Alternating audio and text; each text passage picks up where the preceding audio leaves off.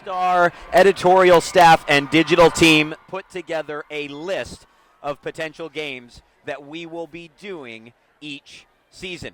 Each season, we seemingly know exactly where we will be to close the regular season right here at Larrabee Stadium or across town at Buena Stadium.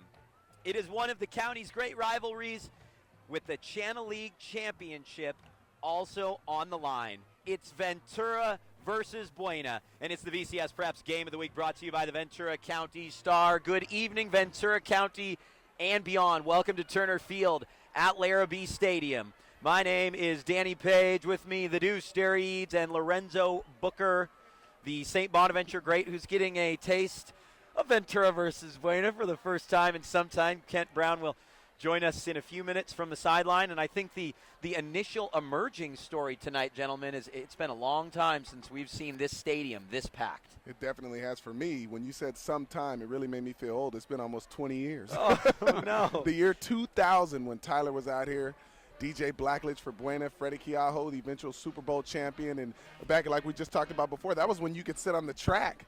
People were sitting on their houses. It was I want to say there were 7,000 people here just for the pregame warm-up. That was the last time I saw Ventura Buena, and this crowd definitely isn't disappointing right now. I'm excited. Deuce, there's a tremendous energy in the building, isn't there? There really is. I mean, these Buena fans across from us, they've been really boisterous. They've been kind of almost taunting the Ventura group. Hey, let's hear you. Well, one thing that Joe Curley commented to me about before we went on air is that this Buena team seems very confident. Remember, they haven't beaten Ventura since 2009. They seem really ready to seize their moment. Lorenzo, from the players' point of view, what do you think's going through their heads as they prepare for this showdown? Well, let me tell you something. Whenever we talk to the media and you say, hey, how is this game? Is it different? And we say it's just another game, we're lying. Okay, that's just what it is. That's what we have to tell you so that we don't give the other team bulletin board material. This is not just another game, and a rivalry is exactly what it is because it's intimate. We grew up with these kids. We played against them in Pop Warner. A lot of them we played with, and so you go from being buddies to being enemies from a friendly standpoint. It's friendly competition, but at the same time, you have to hear them all year. Again, these are people you hang out with. You know, some people are related. Tyler's sister went to Buena. Right. I mean, this is something I'm sure he had to hear every day, not just at school, but at his house if they were to lose to him. So, you know, it's a very intimate thing, and it's something you're going to have to live with for 364 days, and nobody wants your buddy being able to talk trash for that long. It's a big deal for you. And Buena has had to live for 364 days with some really bad losses the last few years in this game, Deuce. But when you look at tonight's game, I just feel that we're on such a level playing field with how these two line up. It really is. I mean, both teams run the ball pretty well. Martin Harris of Buena, their quarterback, has thrown for over 5,000 yards in his career, 40 touchdowns. And Tyler Smith of Ventura, you know, they're both 3-year starting quarterbacks. So, I mean, there's a good rivalry. They both came up at the same time, and I think Martin missed like last year's game. I think he got hurt, and so he did. Yeah. There's just a lot at stake. Good point by Lorenzo. I remember writing the story when I first came. A lot of these parents are, like the husbands from Ventura and the mothers absolutely from Buena. It's back and forth, and they talk about in that family this game. There will be plenty to talk about tonight for Buena as the Bulldogs get set to take the field along the far side in all white.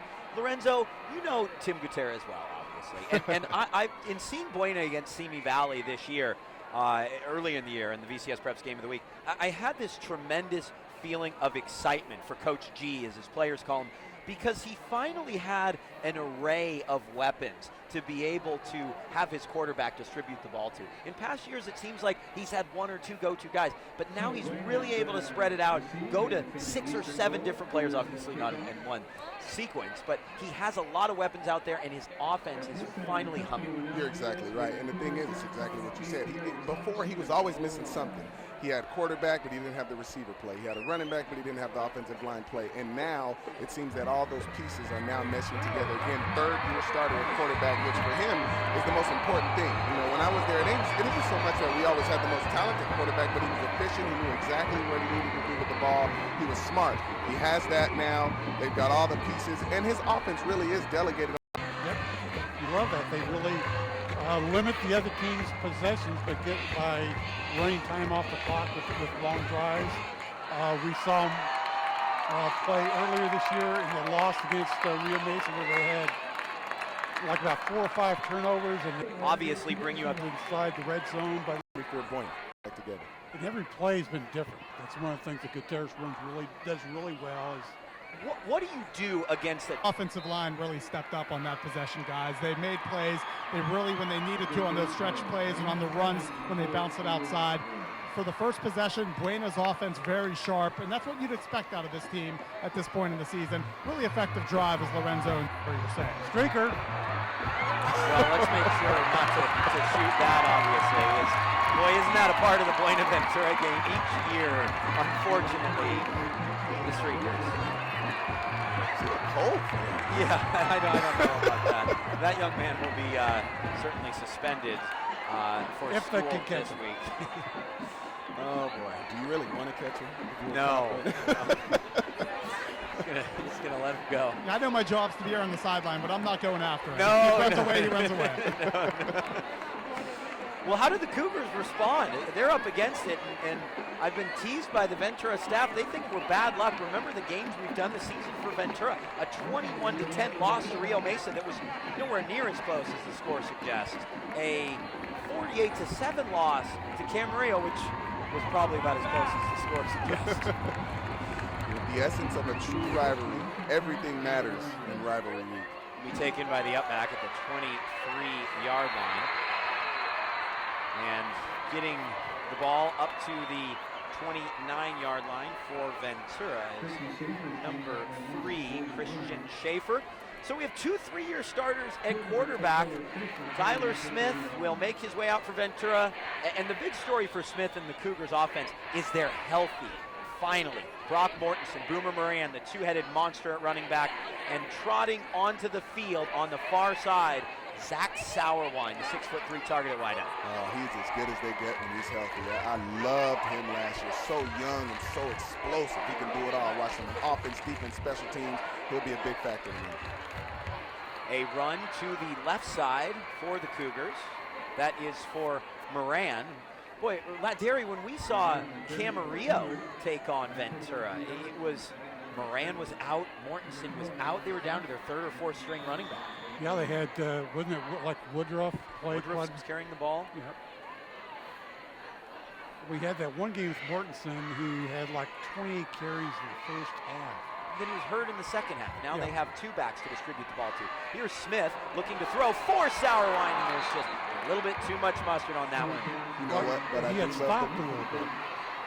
Seth definitely won. Yeah, you're right. I do love the play call, though. There is a serious size differential between Zach Sauerwein and anyone else out there in the secondary. So I don't mind them taking shots like that. Buena has to know that they will go downfield to their big target. And what that's going to do is it's going to make them have to put a safety back there each time and then hopefully open things up for the run. Kent, he looks absolutely massive down there compared to the defensive back in front of him for Buena, Josh Davila. Yeah, he definitely is. It's probably 6, maybe 7-inch advantage there, and I'm with Lorenzo. You keep going to that if it's one-on-one. Here's Schaefer on a jet sweep. Schaefer needs to pick up a block now, tries to stretch it wide, gets the original line of scrimmage, and it'll be 3 and out for the Cougars. A big stop from the Buena defense. That was a great job by the outside linebacker keeping contained. What that did is it stretched the play out. It made the runner for Ventura keep going towards the sideline, and the corner stepped up, made a play, forced the 3 and out, Buena ball. Roger Palacios will punt for the Cougars. If you're Buena, you gotta love what's going on right now. Absolutely. It's so important when you're down in these kind of rivalries like they are to get confidence. Everything matters. And then it gets a little bit of doubt creeped in for Ventura, too. Ventura is so good at taking games under Tim Garcia. They've been so good, though, at taking games and turning them on their heads. Just when you think Ventura is out of rhythm, is out of a game, they'll create a turnover and get right back in. Well, we know they're very mentally tough. I mean, people forget this is a team that pretty much had the championship won. I thought they got a little conservative last year and they hung on Tyler Peralta too much. I thought they should have kept the ball in the hands of some of their playmakers in the passing game as well. But again, clearly they're used to responding to these type of situations. So Buena certainly can't get too confident too early. They got to keep the pedal on the gas. Maharis will go back to work at virtually the same spot, about 5 yards farther back. Boy, that kickoff out of bounds really started things in a strong manner for the Dogs. Let's see what Tim Gutierrez has drawn up here. It's play fake to Gaitan. Now Maharis throws left side, Burgum again, and Burgum has a first down. 12-yard gain, easy as that. Love it. Take what they give you. A 5-yard cushion. The corner didn't even make contact until the receiver had already picked up 7 yards, and then he drug him for an extra 4. First down on the first play from scrimmage, again for Buena. Yeah, you have to love that so far. It's just been easy, simple plays, first down passes. We're just finding soft spots in this defense, and that's what you want out of your quarterback. If you're Maharis, get that first down on the first play, get some confidence, and then start to pluck away with the running game the way they did last possession. It's safe to say on the offensive side for Buena, the play calling has just been fantastic. 5 of their 6 plays were for 12 yards or longer. Maharis is sacked.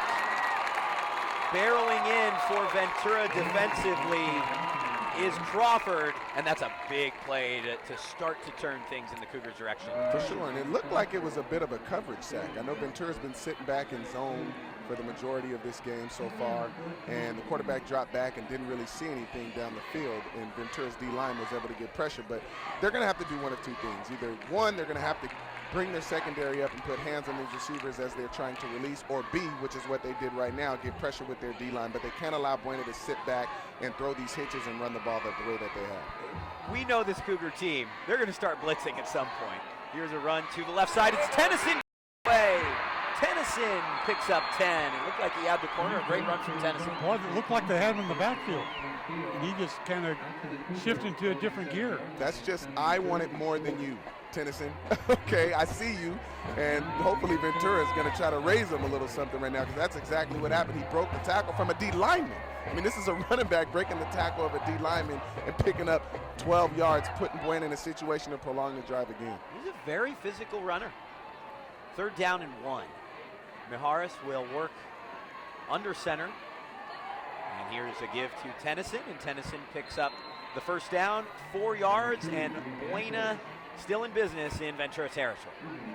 Big time runs by that guy.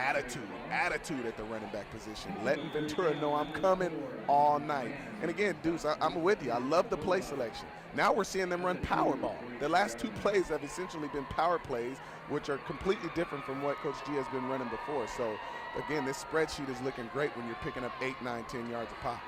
Yeah, you have to love how they're getting the defense off balance now. You talked about it, the power plays, the runs outside, the quick hitters on the throws. They've been active on all areas of the field. Gaitan tries to stretch that and is ultimately taken out of bounds. There's a penalty flag down at the 45-yard line. To go back to Tennyson, he runs with a lot of purpose. And when I've seen Tennyson over the last couple years, he's primarily been on the defensive side of the ball. He runs like a player who has been desperate to get carries for the last couple years, and now he's getting a shot. And you hear that all the time from coaches. And to be honest, it's kind of irritating at first when they say run like this is your last play, because you're thinking, how can I do that? Okay, well, you always did that. There's fatigue that sets in, but you're exactly right. When you're put in a position to where coaches demand that kind of effort out of you, you get to the point to where you don't know any better. Tennyson seems like that guy who's hungry every single play, and he's breaking tackles. I'll be interested, Deuce, if you can tell us how many yards after contact he has by the fourth quarter. We will try and keep an eye on that, certainly. I'll tell you right now, yards total, 3 carries for 52. Those are Booker, Ebel, Blackledge type numbers if we go back to 2000. First down and 22 after holding penalty. Screen pass, well designed. Gaitan beyond midfield. Gaitan picks up what was lost on the holding play. Second down and 8 on the way. You gotta wonder how much yardage would he have? It looked like he was stumbling. How much more yardage would he have picked up had he had his footing under? And just when Ventura feels like, hey, we got to get some pressure, we got to stop the run game, Coach G screens him. I mean, it's just, you got, again, this play calling is beautiful right now. Yeah, and you guys mentioned Ventura's defense maybe starting to blitz, starting to bring some pressure. You see what Buena's doing. Anytime they feel that pressure's coming, they're dumping it short. They're just getting it quickly into the receiver's hands or the running back's hands, and then letting them just use those yards after the catch to make something happen. 2nd and 6, Maharis from under center again. Looks like Gutierrez will lean on the run, no a play fake. Flush to the right side, looks to dump that off to Robert Johnson, the tight end, and that is incomplete. They're down and 8. Nice call by Ventura on that play, bringing the pressure to exactly the side where the quarterback was rolling out, because his crosser was open. If he had a little bit more time to get comfortable and turn his shoulders and make that throw, that's another first down, and you never know what could happen after that kick. I think Ventura, A.J. Pateras and this defense, they really understand that they're going to have to get pressure on Maharis if they're to be successful in this game. That's for sure. That's for sure, especially with the fact that every play has seemed to pick up 8+ yards each time they call it. Buena leading Ventura. 3rd down and 7, pardon me, on the way. Maharis from the shotgun. Delayed blitz coming for the Cougars. Some backside pressure, and Maharis will be sacked. It is just what the Cougars needed. He goes down on the midfield stripe, and Buena will be forced to punt. Nice coverage on the back end by the secondary of Ventura. He had time. He had time. They picked up the delayed blitz, like you said, by the running back. But, you know, when he starts having to look at his 3rd and 4th read, that's when the pressure from that D-line has to come in, and it did forces a punt. Ventura gets the ball back. 2nd sack on this possession. But you make a good point, Lorenzo. Maybe both considered coverage sacks in some way. Because, you know, it wasn't so much that one guy got beat. He had 3 seconds, almost 4, I felt like, especially on this last one. So, again, good coverage on the back end and the D-line, making sure they got pressure when they had to. 4 minutes and 25 seconds remaining in the first quarter. And I will tell you this from the point of view of not only the Ventura offense, but the Ventura defense, because they need a rest. The Cougars need to pick up a first down. That's for sure. And it's really uncharacteristic of that offense to not be able to move the ball a little. But again, when you're talking about a rivalry game, everything goes out of the window. And so there obviously is a bunch of nerves down there, and you never know. Ventura is technically the home team, even though they're not very far apart from Buena's home field. But, you know, Ventura's definitely going to have to pick it up here pretty soon. You can't let Buena gain too much confidence. Smith from the pistol. He'll have 2 H-backs into block. This will be a give to Mortensen. And Mortensen gets up to the 19-yard line. Not a bad gain for the Cougars. Actually, it'll be to the 20. Yeah, I think when you look at the way you open games like this, sometimes you can complicate the play calling a little bit much. Buena on their opening scoring drive just went to their bread and butter. Short passes, runs on that strong left side of the offensive line. Ventura didn't run the ball 3 times. They did a jet sweep and threw to Sourwine. So I think maybe getting a little bit too cute. Cougars need to assert themselves in the run game, and I think that's what they're going to try and do on this drive. Nice play. But the Buena defense has been really good against the run. Ventura's going to have to establish its pass game. I really do think so. Well, you know what Buena is doing? They're in position. Again, when they ran the jet sweep, it wasn't so much that it was a bad play, but the outside defender forced the ball to the corner, and the corner made the play. Same kind of situation in that particular point right there. And Buena's wrapping up. They're not just running through tackles. It's a great point that the game could rest on the shoulders of Tyler Smith, who is the second all-time passing leader for the Cougars behind Lee Mondel. This is a third down give, and that'll go for a first down. Solid push for Ventura. They pick up 5 yards and a big first down. At that time, the Ventura offense was able to get the push up front. And on third and short, that's where your bread is buttered. You need to be able to rely on picking it up in short yardage. Good heads-up play, just running between that guard, center guard, and getting the first down. And like you said, Danny, that was crucial. They needed to get a first down after Buena had the original touchdown. Good start to this drive so far by Ventura. Smith will pass on first down. He'll hit Moran out of the backfield, and that's over his outstretched arms, incomplete. I saw Sauerwein at the top. I know they have a safety over there, but if it looks like he's going to be able to stack the defender, you got to throw that up there. He's just too big. He's too athletic. Take shots and take it early. Let them know that this is our guy, and it doesn't matter what you do unless you put 2 or 3 on him. We're going to continue to go to him. It's going to just open up things even more for the Rams.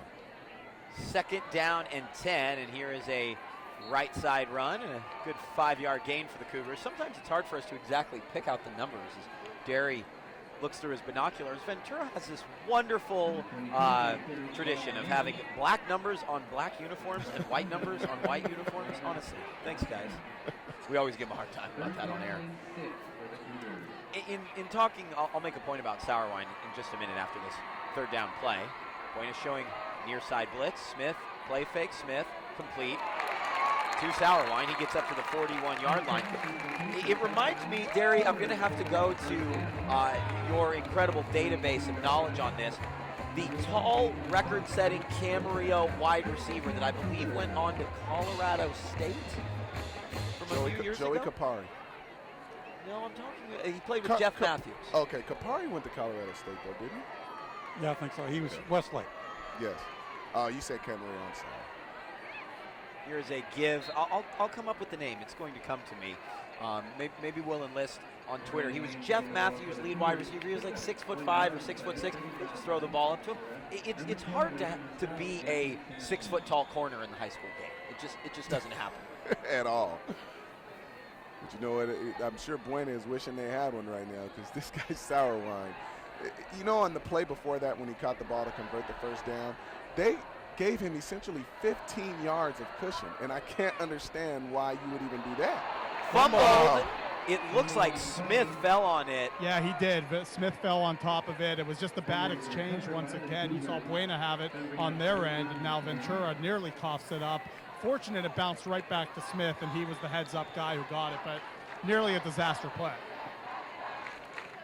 That would have been really bad for Ventura right now. He's just trying to get things going, picking up first downs. If they would have turned the ball over in their own territory, you just never know how that would have ended up, especially if Buena had scored. And in this situation, it's not the end of the world to punt. Turning the ball over, that's a different story. Here's Smith on an obvious throwing down. 3rd and 10, rolls to his right. Throws, complete. Gutierrez, that's a big first down and nice delivery from the senior quarterback. On the run, somewhat across the body and accurate. His senior quarterback career start, he's been through it all. There's nothing he hasn't been through. Been to the championships, been to the playoffs, and been doing it at a very young age. So this is the kind of play you're going to get from this cat all night. This is the Tyler Smith that was really good early in the season, where he had a really high percentage of passes, and then they kind of just let the running game take over. He kind of just took over as just a field leader and just handed it off the ball. Now he knows that he has to throw the ball, and he's looking pretty good. Yeah, that 41-13 loss to Thousand Oaks. Ventura had 4 turnovers. They ended up beating Agora 28-20 and then lost to Rio Mesa 6 turnovers. Cougars can't turn the ball over like that tonight. Turnovers get you beat by anybody. I don't care who you're No less playing. Thousand Oaks. No less, like you said, a team like that. 2nd down and 4.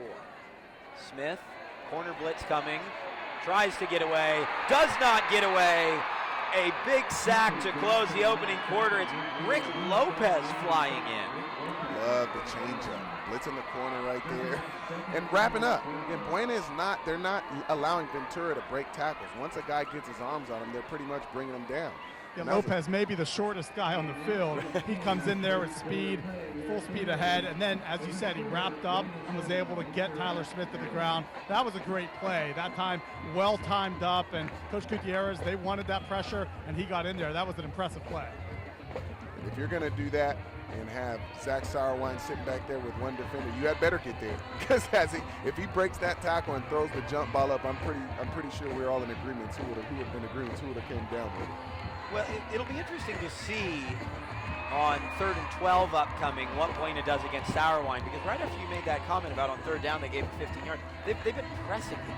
So I think it'll be interesting to see what they do up against Sauerwein on 3rd and 12 coming up. Well, it's kind of like Westlake St. Bonaventure, how we said they've got to mix it up against Theo Howard before he went down. You can't always play off, you can't always play man. You've got to mix it up because you can't allow Ventura to be able to figure out when he's going to be pressed and when you're going to play off, because then they can set up that home run punch by a guy like that. So, again, like you said, great job by Buena of mixing it up and not giving them an idea of when that's going to happen. You got to think that Ventura's got to be going to Christian Schaefer as the kind of the second man out there in the Receiving court. Well, Schaefer will be to the near side with Gutierrez. They're going to isolate Sauerwein on the far side. Josh Davila pressing Sauerwein. Motion man Schaefer. Fake the jet sweep. Just toss it up to him. See if he can bring it down. And a little bit far on the fade route. Incomplete. Ventura will have to punt. I'm not a big fan of that because pre-snap the safety stacked the corner. So you knew there was two guys and the safety was going to be there. If they wanted to throw it to him, they could have had Sauerwein run a post route, and then essentially he's one-on-one with the safety. But if you throw a go route while the safety is sitting back there, he's already standing where the ball is going to end up. And the sideline is a defender. Exactly. And it's such a low percentage throw as well. You need to be able to really thread that in there to have any hope. I'm with you. Post route, something over the middle, get his big body exposed as opposed to going on the outside and limiting and having to throw a pin-perfect accurate throw. Here is a nice punt from Palacios that bounces into the end zone, and the Bulldogs will start from the 20. It's actually their worst starting field position of the night. Well, and, not to backtrack, but when Sauerwein was isolated, as you said, they had to bring that safety out there with him. So look for that again. Look for them to isolate him and just run the ball because you took a second guy out of the box.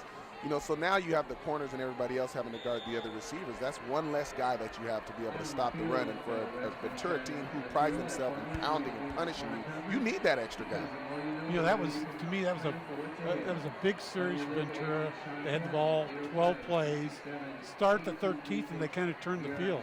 Now Buena's starting in its own 20. Even though they didn't score, I think it was a big positive series for them. Run to the left side for no gain. I couldn't agree more, Derry. And again, when you have a defense like this, picking up 30 yards, punting, flipping the field is mission accomplished in some ways. Without a doubt. And, I guess the positive at it is their defense got rest. They were able to. Defense got some rest. Defense got some rest. They were able to go back to the drawing board and hopefully figure out a way to at least condense Buena's play calling opportunities, because at this point, everything they've done has worked, and that can't continue to go on for the rest of the game. Motion man is Gaitan. Blitz coming. Mijares trying to get away, looking to loop it out to his target on the near side. He actually fumbled the football, I think, but he was out of bounds. And that'll go for a gain of 2 yards, 3rd and 8. It's the second time Ventura has brought pressure from the wide side of the field, forcing Buena's quarterback to the short side, essentially using the sideline as a defender, and forcing a right-handed quarterback to throw across his body to the left-hand side. So I think we're starting to see somewhat of a game plan from Ventura's defensive coordinator. 3rd and 9. See if the Cougars dial up pressure on this down. Most definitely, I would think. They'll bring 4. Gooding rushing up the middle. Mijares throwing about 20 yards downfield on the post route. The intended target for the Bulldogs wanted a penalty flag. He won't get one, and it's time for a Bulldog punt. Well, the middle of the field is exactly where you want to attack it when you have a two-deep safety zone look like that. That's where the sweet spot is. But it seemed to me that the slot receiver just didn't get to the middle of the field fast enough. And the protection was good. And again, that's where you want to throw the ball when they're in that kind of coverage. It just didn't work out. And a great job so far by a couple linemen. You have Gooding, who made that play rushing up the middle, and then Crawford's been in the backfield now 3 or 4 times. So on third down, they've done pretty well with those two guys really being able to get some pressure. Cougars nearly blocking the kick. Schaefer takes it at the 50. Working backward, now trying to get around the corner. He gets beyond midfield. Schaefer with a nice cutback. Makes it all the way down to the 31-yard line. Tremendous starting field position for Ventura. Just what the doctor ordered. I was just getting ready to say Ventura has to find a way to get some explosive plays, and that's 15 to 20-plus yard gains. They just got one here on the punt return. We just talked about it before. They drained how much time off of the clock and got nothing out of it. They have to find a way to have it to get some type of explosiveness when they got the ball. And this is exactly how you get that point, drive that point home. And we mentioned offense, we mentioned defense, but special teams is always so crucial. And in this game, that was a huge gain by Schaefer. Caught it, made a few guys miss, went down the sideline. Finally, you see Ventura in good field position with a chance here to maybe, as you guys were saying, came up short last time, hoping for some points this time. Well, there's a couple games ago that Schaefer had a 46-yard punt return for a touchdown and another 41-yard punt return. He is a dangerous player, and he's so much more dangerous when the defense has to now focus, of course, on Sauerwein. When it was just Schaefer out there, it was a little bit harder for him to really kickstart things. You're exactly right. I'd like to see them take a shot. Well, they'll keep running the ball. I'd like to see them keep running the ball. They pick up 3 yards. You have to like that, though. You're a running back. For sure. I just love the type of ability that Sauerwein has, and you know, and like I said, 3 yards, that's great. But at the end of the day, they have to know that you guys are capable of scoring in 1 or 2 plays, and they haven't given Buena a reason to fear that yet. Whoops. That looks like false start. Yep. Left guard. Movement on the offensive line there. You almost can't run the ball now, which helps Buena in regards to their defensive coverage. Certainly simplifies things for the Bulldogs. Well, we mentioned the height differential here on the outside, right in front of me. You have Lopez matched up with Sauerwein. Sauerwein is basically 6-7 inches taller. You have to think decent chance if you lob it up, he'll have a good chance coming down with it. Looks like Ventura will run. They pick up about 2 yards, obviously setting up to go for it on 4th down. Well, you're exactly right. Clearly, they realize they're in 4-down territory. So, possibly getting half of that will put them in 4th and 3, and then you can actually run the ball the way the offensive line has gotten pushed. 4th down and 7 for Ventura. Now the offensive line, instead of getting pushed, needs to provide time for Tyler Smith. Just over 9 minutes to go in the second quarter, 7-0. And Smith, play fake, he'll throw it up to Sauerwein in the end zone, and he overthrows, the intended target, Gutierrez. Again, it's tough to call a play like that on 4th and 7. It is. And, like you said, I think they had planned on picking up 3 or 4 yards with that run. I mean, they have been doing it all game running the ball, but they didn't, and it put them in a position where, they had to become one-dimensional. But all the shots they've taken downfield have all been go-routes. Absolutely. And when you have 2 deep safeties like that, like Buena tried to do on their 3rd down, they attack the middle of the field. That's where the sweet spot is at. And I'd like to see them run Sauerwein on a post, because you're still going to give them one guy covering. And when you have those kind of receivers, those odds favor the receiver.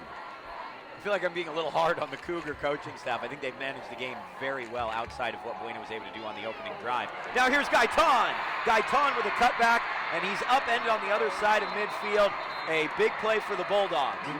Veteran savvy play to finish the run with both hands on the football. That's a guy understanding the importance of preserving the drive. Had a big run. A lot of us, including myself, would have tried to go for the home run, but he understood, protect the football, give ourselves another chance. First down, Buena. Great job. First down and 10 for the Dogs. Long run from Tennyson earlier. Now a long run from Gaitan. Let's see what Buena does now back in Ventura territory. They throw a middle screen, which they fake the wide receiver screen on the outside to Belling and then threw a little halfback screen underneath, and it was incomplete. That's vintage Tim Gutierrez right there. Those middle rocket screens, we ran a million of them when I was here. And see, you run the double because everybody knows that that's a bread and butter play. And so you've got to fake it to one side, making them think they have the answer, and then you change the question. So, well, you complete it, and you have 4 blockers right out in front of you. That's right. Instead, it's 2nd and 10. Maharis back under center. Cougars with 7 in the box, maybe 8 even, and it's Tennyson this time. And Tennyson picks up a good 9 yards. 3rd and 1 on the way. I like the way he runs. Tennyson so far in this game has been the more aggressive of the runners. Gaitan's been good too, but I like what I've seen out of him. And right now, if you're Buena, I really feel like the running game is what's working the most. I feel like in the passing game, they've been a bit more inconsistent, but I like what I've seen, especially between those tackles. They're getting some good gains here between the hashes. It'll be Tennyson again in the backfield. 3 wide this time. I think we know where the ball is going on 3rd and 1. Has to be Tennyson. And he works his way for a first down, picks up a few yards. This is an important sequence for the Ventura defense. Opportunity to tie the game. Now Buena can take a 2-score lead. You're right. And it's not that they're playing bad. No. They're in position. It's just, I think they're off balance. Buena's running and passing. They're doing reverses. They're doing screens. And that's what it is they're trying to get a feel for what Buena's game plan is. But that's hard to do when everything is working. But as things calm down, as they get a hold of that, you'll see that defense start to tighten up. Sometimes coaching against Tim Gutierrez, I'll get to that in a second as Maharis throws incomplete. Coaching against Tim Gutierrez, you can feel like you're standing on the middle of a teeter-totter and you just don't know which way to go. You don't know where to key in. Off balance, I think was a great way of putting it. Well, you know what? He's not afraid to do what works. And a lot of times you get a coordinator who is pass happy or run happy, and especially coming from an old quarterback, you would think he'd want to air it out all day. And I know firsthand that if the running game is working, he is going to lean on it until you stop it. 2nd and 10, although he has been a little bit more aggressive in the passing game than I would have thought in these last half dozen plays, throwing on first down like that, for example. Maybe it's because he knows he can go to the run on 2nd down and pick up at least a few yards. He will go back to the pass, though. Backside pressure, and Maharis is sacked. Outstanding job by that defensive end. Gave the right tackle a swim move. Nice speed rush. He got off there like he was about to run a 40. I'm actually interested to know what his time is after seeing him get off the ball like that. Outstanding job. Outstanding individual effort. 3rd and long for Buena. Huge Once play. again, Gooding stepping up, making the play. As I mentioned earlier, Gooding and Crawford both have been terrific. And that time, you mentioned they dropped back and passed, and it went right into Ventura's hands. They were ready for it, and Gooding with another huge play. And now a long 3rd down. Cougars can put together a big stop here. They'll run that same underneath screen. Ventura had it sniffed out for a moment, but Buena gets to the 31-yard line. 4th and 7 coming. I would think the Dogs are going to go for it. Definitely 4th down territory. This is kind of like a no man's land, and that makes it a lot easier for them to try to pick up the first down. 4th and 15 is a heck of a lot harder than 4th and 8 here. This is a really component, I think, of the high school game, where you really can't kick field goals unless you have Westlake's last 2 kickers. You can't really kick field goals from anywhere beyond the 25. Kicking was never exciting until I saw Westlake's game. I've never been more excited to see a guy kick the ball in high school. Gaitan motions out of the backfield. Let's see what kind of protection Maharis has. Now this offense has moved the ball fairly well. It's time for them to kind of answer. The Westlake Oaks Christian game has finally kicked off because of television, and Oaks jumps out in front on the opening kickoff. Michael Pittman goes 100 yards untouched, and I think Oaks Christian is going to win the Marmoni League. I think that's safe to say. Boy, they've just been a great first half team. They scored a ton of points. We'll see what happens next week when they move into the Pac-5, though. It's a little bit different. You know, regardless of what happens, I want to see Michael Pittman's birth certificate. That guy looks like he's already at SC. I know he is. My goodness. What a player he's going to be, I think. Oh, yeah. We'll take him. Pittman on one side, Juju Smith on the other. You put Adoree Jackson in the slot. I don't want to see that. Knocked up in the air by Belling, incomplete. See that shove at the end. Yeah, I'm surprised you didn't call Yeah, it. that's letting you know this is not an ordinary game. Hey, I'm swatting your ball, and I want you to know that I'm going to be here all night. That's normally how this game ends, because Ventura started a tradition. I think the first game we did between Ventura and Buena as part of the VCSPreps Game of the Week in 2010, where the Cougars ran over to the Bulldogs sideline and took the trophy. And I wouldn't say a fight nearly broke out, but they were in each other's faces, that's for sure. Here's Smith rolling right. He probably would just tuck it and run. It's beyond the 40 and is hit out of bounds. That should be a penalty flag. Don't you think? I definitely thought a personal flag was coming out. He was right by the sideline. You had to know he was about to step out. It looked like a 4-yard out of bounds. But looks like the refs are going to let these guys play. That's 2 times when we thought maybe a penalty flag was going to be thrown, and it wasn't. Yeah, they definitely got away with one there. Should have been a penalty, but they didn't call. It ended up being a first down regardless, but for Ventura's sake, he could have used the extra 15. Unfortunate for the Cougars, they didn't throw the flag. You know, there's just no protection for the quarterbacks these days. Well, all the quarterbacks are running now, so it's like if he tried to throw it, I think that last time, I think he would have been past the line of scrimmage. Nice second effort from the Cougars, a 7-yard gain. Oh, I love it. Ben, you start playing from 14 down, you're going to be in trouble. I think you're right. And, you know, they could be trying to get more defenders in the box in order to free up those receivers to get man coverage. Here's Mortensen running left side. He'll come up with a first down. I think that some interesting news was just kind of swept under the rug there. Your son's playing quarterback? Well, it's flag right now. How old is he? He's 8. What's his name? His name is Kane. Is he on the recruiting sites yet? That's how it goes these days. He's in everything, so we'll see how he does. But he's got a little cannon for an 8-year-old. So you have him playing flag football. When will he move to tackle? You know, I'm looking at 10 or 11. You know, we've definitely got time, and with the knowledge that I now have from playing at the level that I played at, you know, with concussions, I think it's there's nothing wrong with making a move. Smith completes that. A brilliant leap from Brandon Gooding. Kent, it's good that you pointed out his number change. You texted me as the game kicked off, let me know he was wearing 49. He has been so dynamic on both sides of the ball. Yeah, I don't know if they want him to try to leap over a couple defenders, though. That was not the most graceful landing, but yeah, he's been one of the stars for Ventura here. No doubt about that.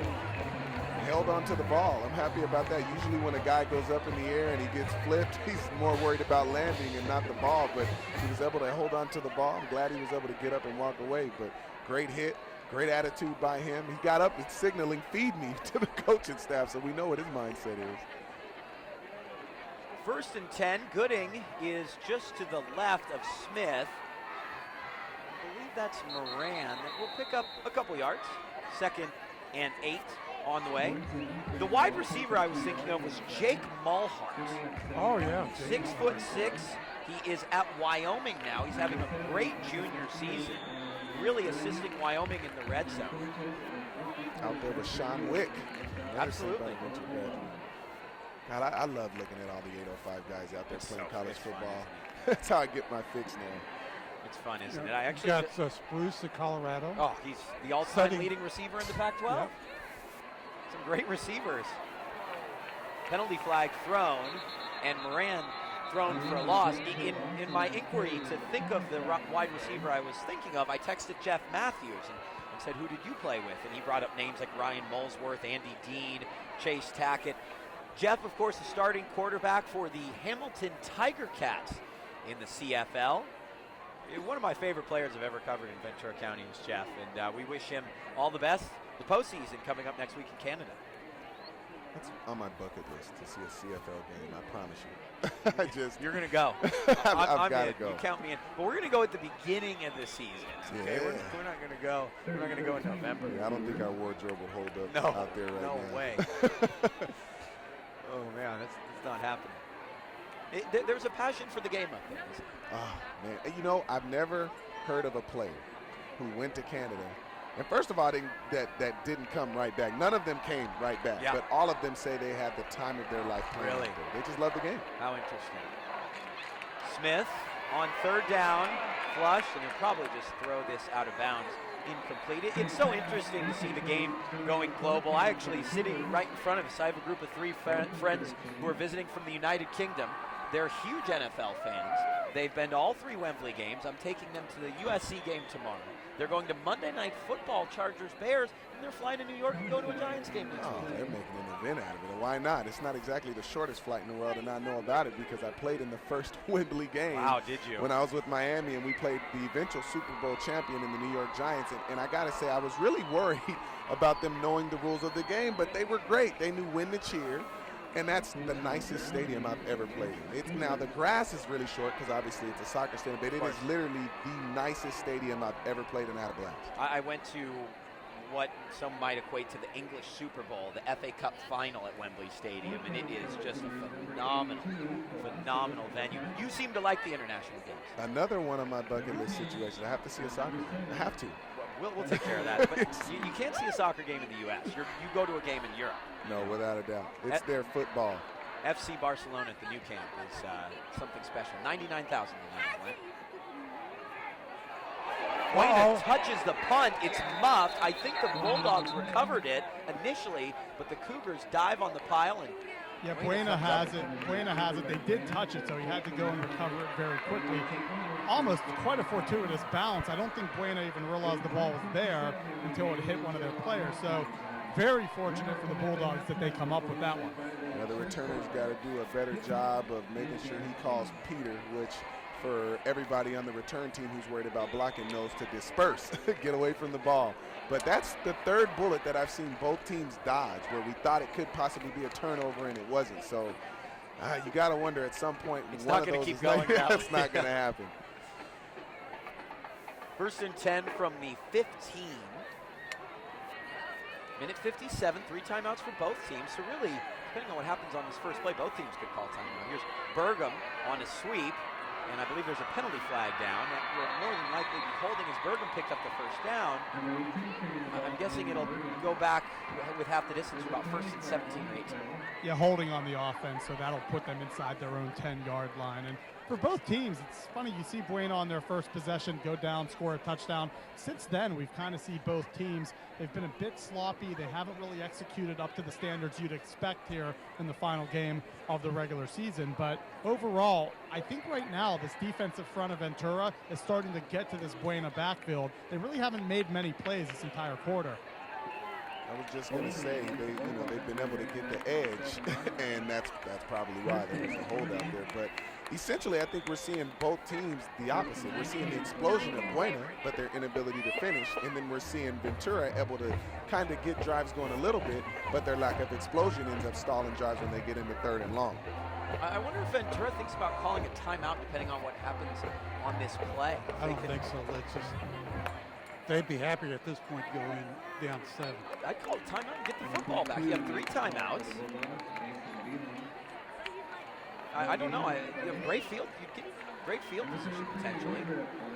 Yeah, I agree with you. I think it's worth doing if you get a couple stops on first and second, especially knowing the fact that you had Schaefer almost return one earlier. Why not try to give him a chance? You're definitely going to have field position in your favor if you get a stop, that's for sure. So I'd have to agree with you guys. Call a timeout, see what you can do. Well, they wasted a lot of time. Ventura takes a timeout, but wastes 25 seconds doing so. That is a grave error in a game like this. Without a doubt, especially when you don't have any points on the board. Might as well just let them run the play, then call time. Maybe this lack of time on the board is going to force them in a situation where they really open it up. And like I said, for them, that's what I want to see. They have those pieces. I love those receivers. I love the quarterback even, because if no one's open, he still can run. I mean, he's a very underrated runner. And so that even gives you another element in that type of situation when you spread things out to get something done. 7-0 the count. So many interesting games going on around the region. Camarillo struggling with Royal, 14-7. Calabasas leading Simi 13-0. Oak Park on top of Agora, 16-0. Oxnard leads Pacifica, 12-6. Moore Park is leading St. Bonaventure, 14-13 in the second quarter.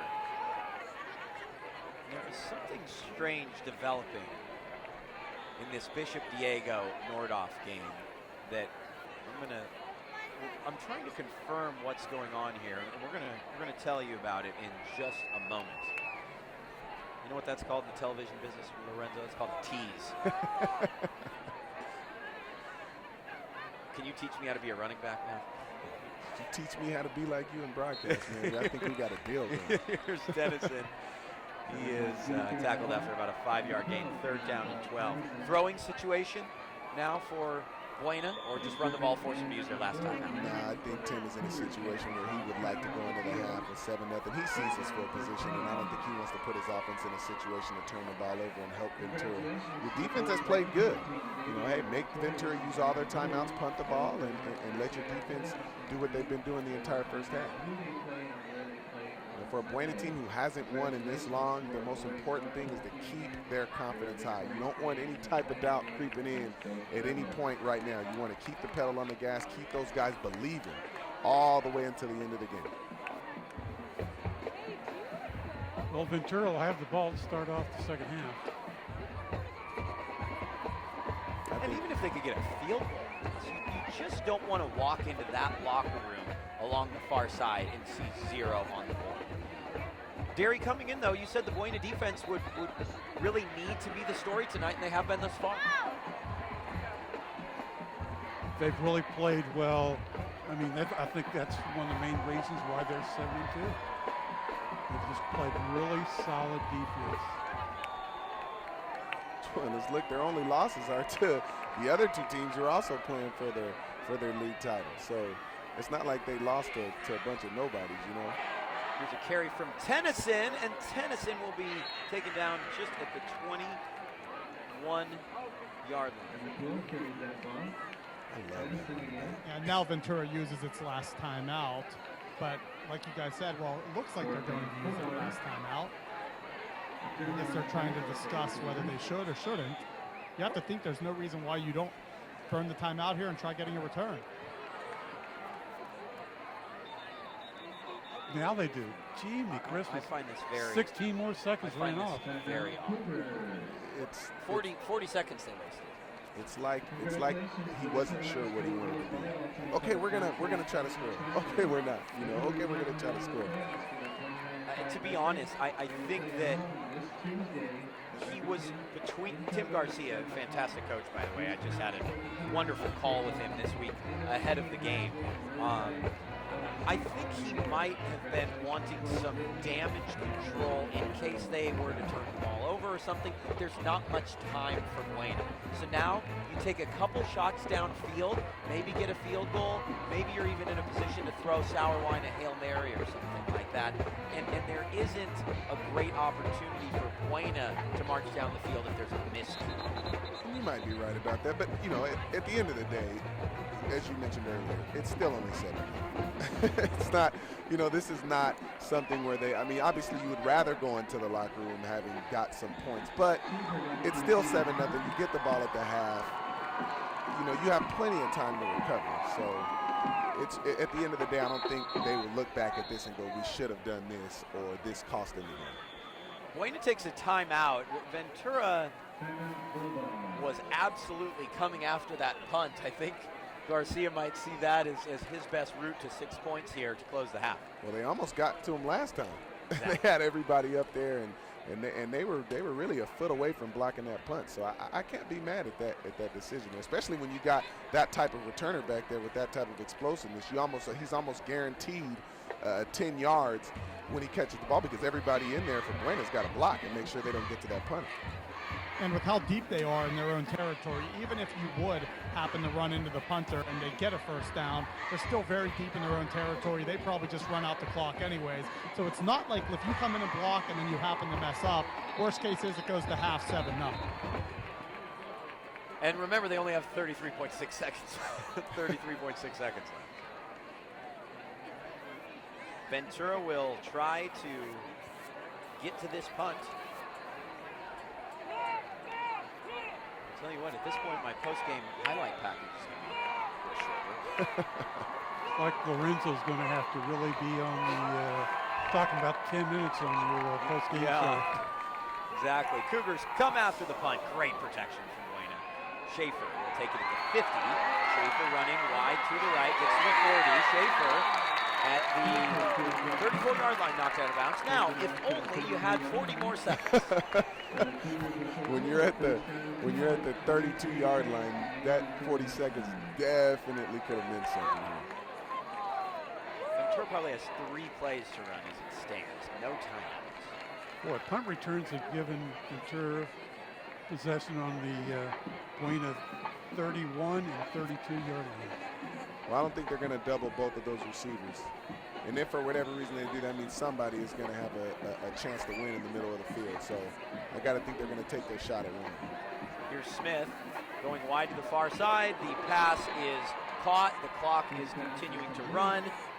Really, you just clock the football. You don't need to worry about a first down. Just a really mismanaged sequence here. And Smith is going to throw an intermediate route that is incomplete. Ventura will have one shot at the end zone from the 28-yard line, 2.1 seconds. Listen, it is a tough situation without timeouts. We talked about this last week. Without timeouts, and less than a minute left, it's very difficult to score a touchdown in high school. Without a doubt. Unless you have a quarterback who can run too. Like Darius is able to run. Cameron Rising and Newberry Parker is able to run, and even Jake Constantine has got good speed about him. So because then they're able to pick up those chunks of 15, 20 yards and not necessarily have to read coverages like Tom Brady. 3rd and 6. Smith, time to throw, and he'll just throw it away. That will end the opening half of play. The referee's blowing the whistle. I wonder if there's a penalty flag down somewhere. Yeah, they're telling them to go back to the sideline. So the Buena team's left the field. There's no penalty flag on the field, and now Ventura is leaving the field. I think one thing the referees might have been doing is trying to separate the 2 teams because they have to walk right through the same central area. It's kind of wrap up this first half for me, gentlemen. Well, I think Buena's got to finish. They've shown their capabilities in terms of, they're able to run the ball, pass the ball, get explosive plays, but they've just got to find a way to finish like they did on their first drive. And Ventura, open it up. Yes, we know you can run the ball and you're running it with authority, but their inability to get explosive plays out of the passing game, I think, is what their Achilles heel is. So I would like to see Ventura really open it up with their first drive in the second half, and then this game, I think, will really liven itself up.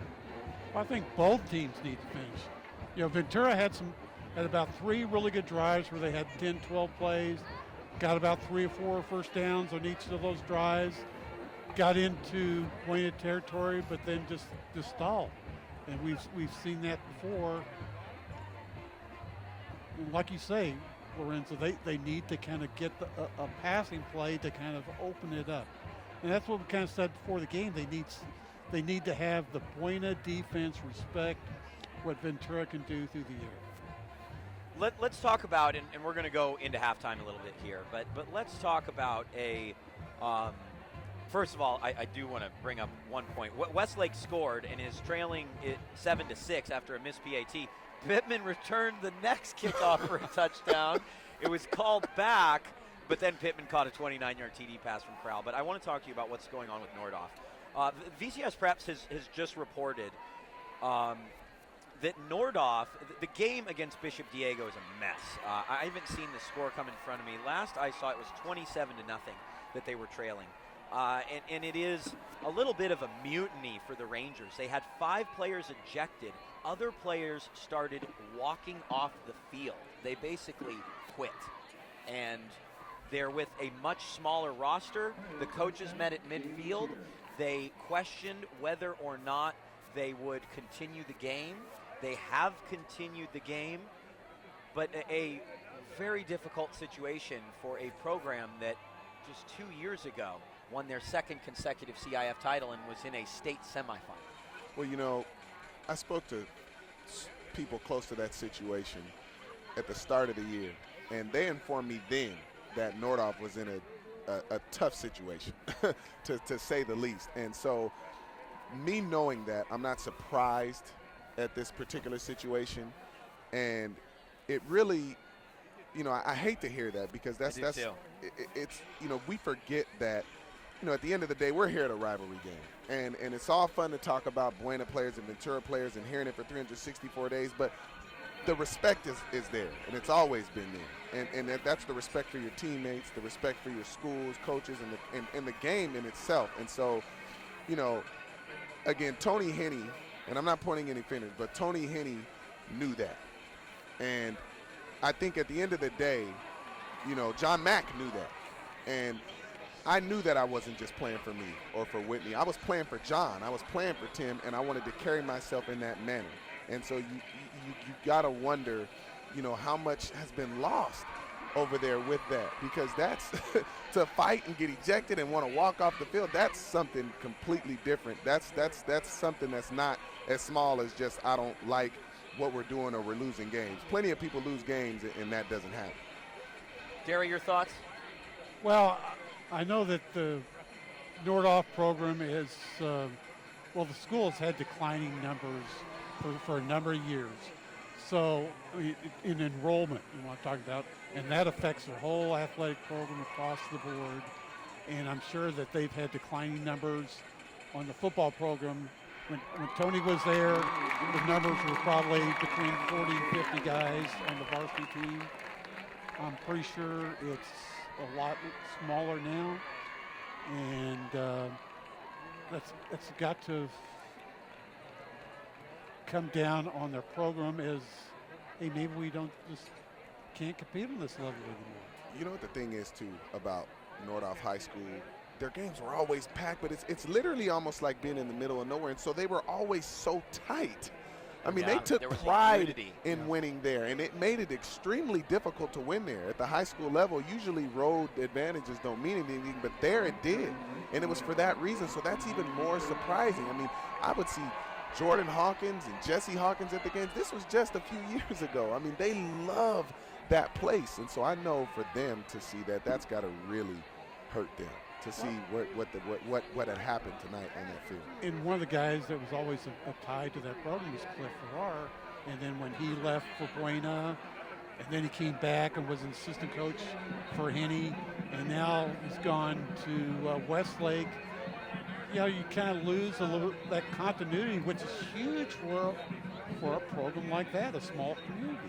Well, and Ojai isn't exactly what you look at as a young community with young families, you know, and I'm sure that is what has transpired in terms of enrollment and such. And listen, one of the things, as we're here on a very special night for Ventura County football, one of the things that makes Ventura County football so special is that there are so many different settings and so many different types of places to see games and different types of teams. And when you go up to a game, you can go to a game at Nordhoff, but then you're at a game at Oaks Christian, and you feel like you're thousands of miles apart, and that's what makes it so special. So I absolutely love doing games at Nordhoff. I love that program, and we wish them the best in the future. But this is a very difficult situation.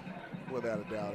And you know, I agree with you. I mean, this was our Buena when I was in high school. Nordhoff was my Buena, and that was a serious rivalry. But I respected that program, and I respected those people, Cliff Farrar, Tony Henney. I respected the way Jesse Hawkins played. I respected it so much that I grew to love them. They were almost my adopted squad. I spoke to them a number of different times, drove all the way out there to Ojai to speak to them, to let them know it. Hey, I had 4,100-yard games. One team held me under 100. I'll never forget it. But I Brutal. love them for it because of how scrappy they were and how tight they were. So I really hope they can get that back. And you know, a lot of those guys played both ways. A quarterback was like a linebacker, and all those guys, you know. He was Hill. Yeah, Hill, he was. And those guys, you know, they lived Nordoff football from when they were the youth. Whereas, you know, some other communities, well, in Oxnard, they may go to Hueneme or Channel Islands or the Mesa. They have some choices. Up in Ojai, you got one choice. It's a one-school town when it comes to football. We're going to take a break here on the VCSPreps Game of the Week.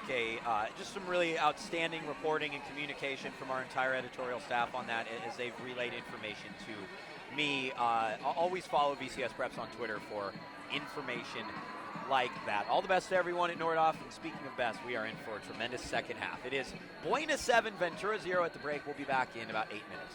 See you soon.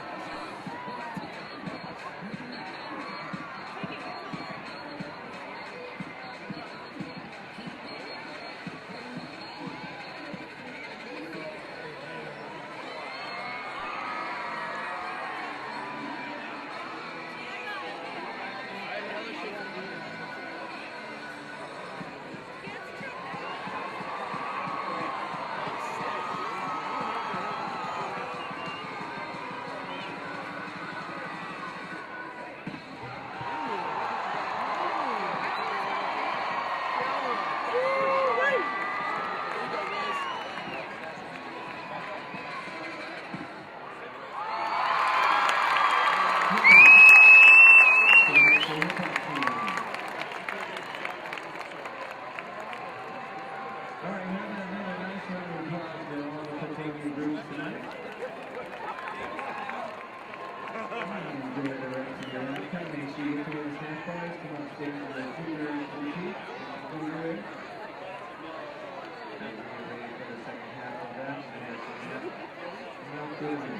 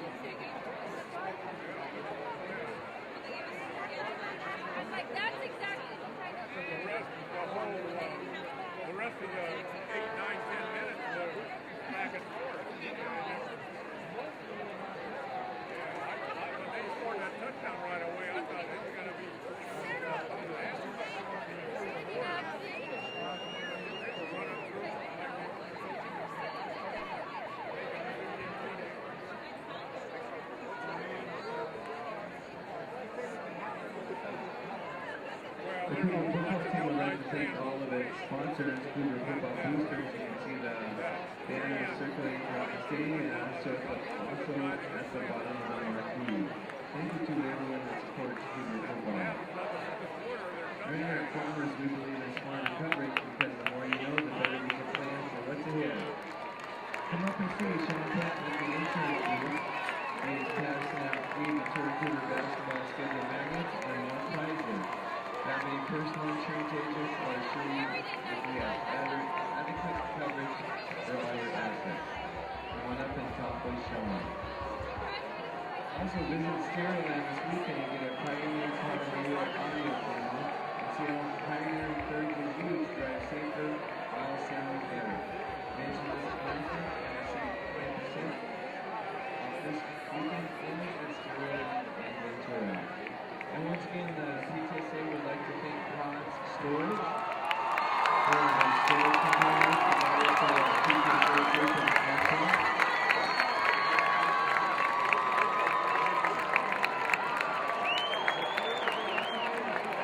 Make sure you non-point prize scores for all the coaching and non-point midterm scores win.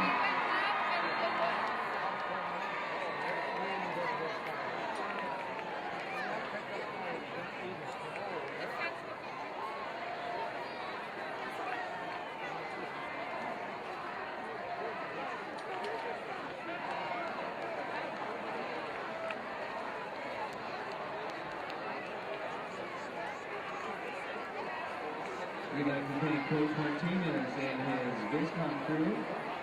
If you'd like a coffee at tonight's game, you can get a coffee from the student store. Coach Martinez, Coach Kula, Coach Nancy, thank you for providing sports coverage video for the here at Ventura High School.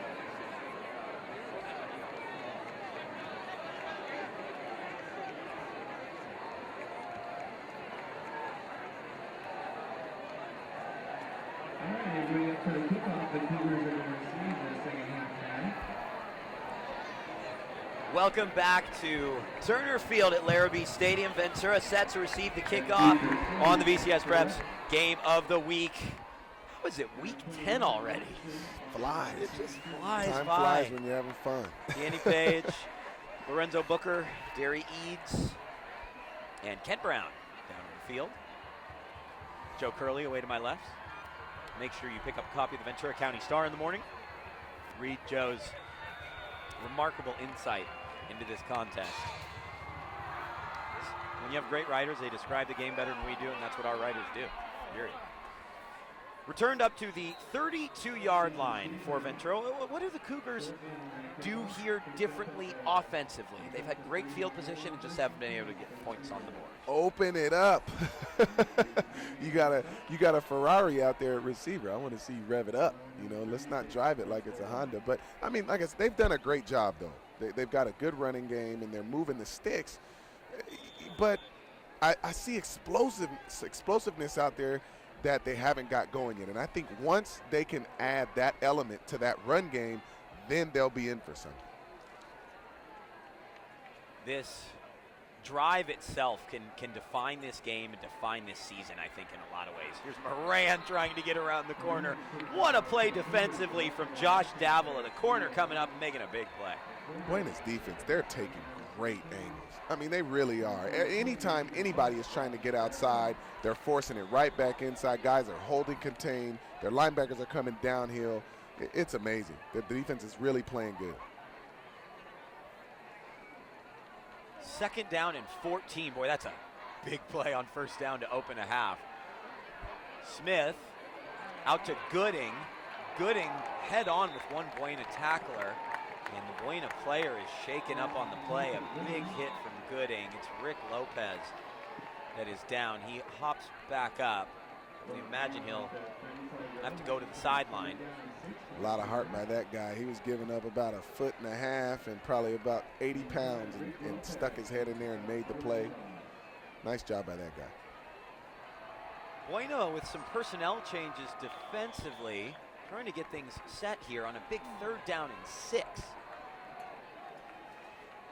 Smith, backside pressure. Gooding picks it up. Smith throws, and that's a catch. What a big grab on the near side from Jack Gutierrez coming in, making a play on third down. Yeah, his feet were definitely in. That was a great throw and a good job by Smith to find him as he just broke his route, went towards the sideline, and then Smith located Gutierrez, got the open receiver. Huge play there because we saw in the first half they didn't convert all that many third downs. That was a huge play, but a great job by Smith to keep the play alive and find the receiver.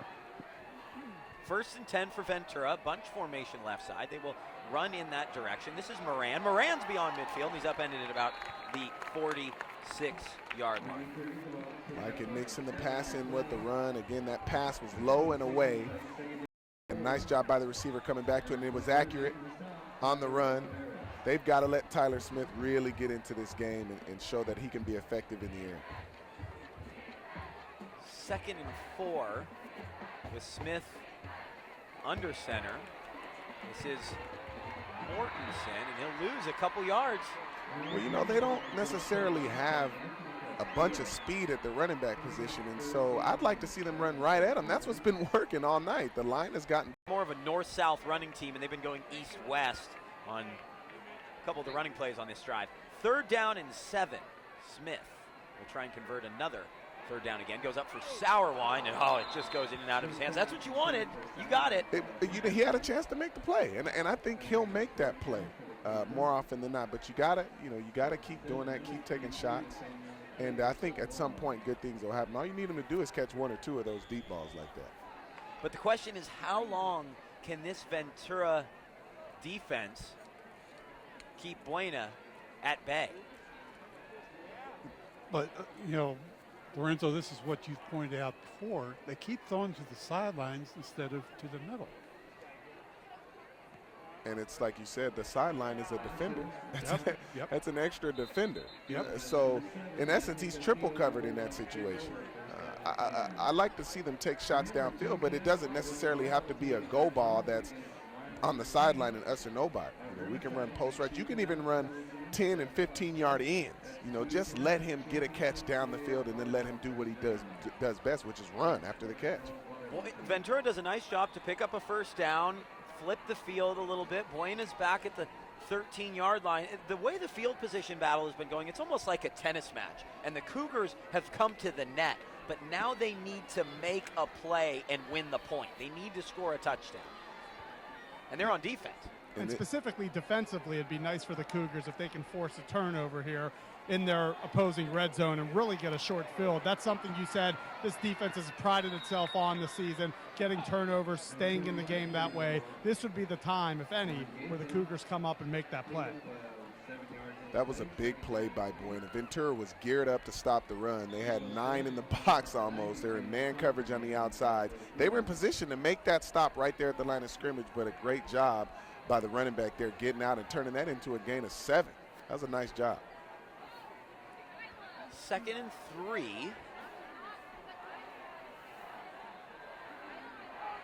With Gaitan, the back.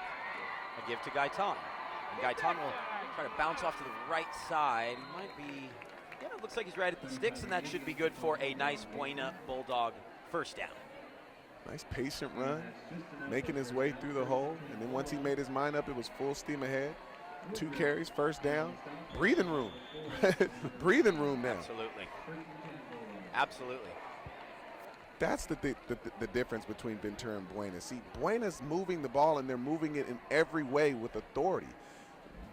So they're in a much better situation to end up exploding, scoring points than Ventura is at this point, to me. I wonder if Ventura would be able to play and come back from 2 scores down.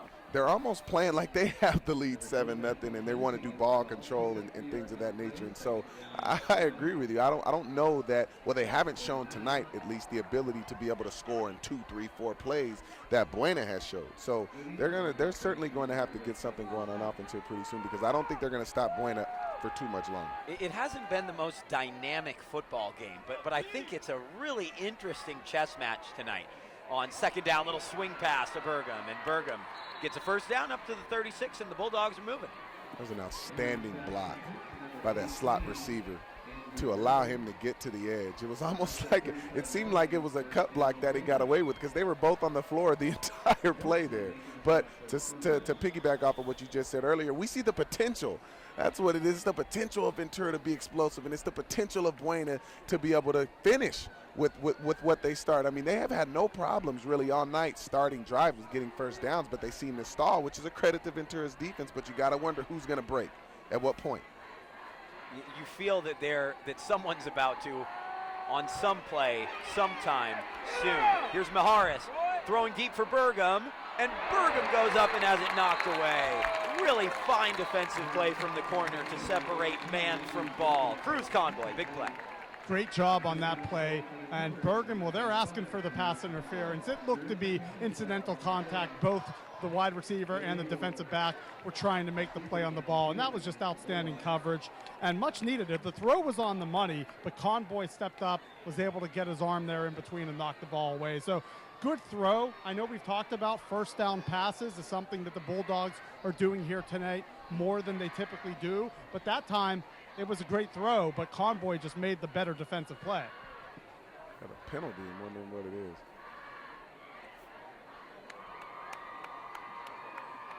ineligible man downfield against Buena.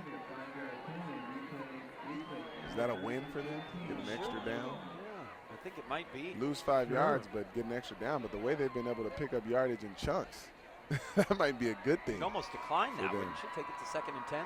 That's what I would have done. If I had had you get the opportunity to decline it. I don't know if you can or not.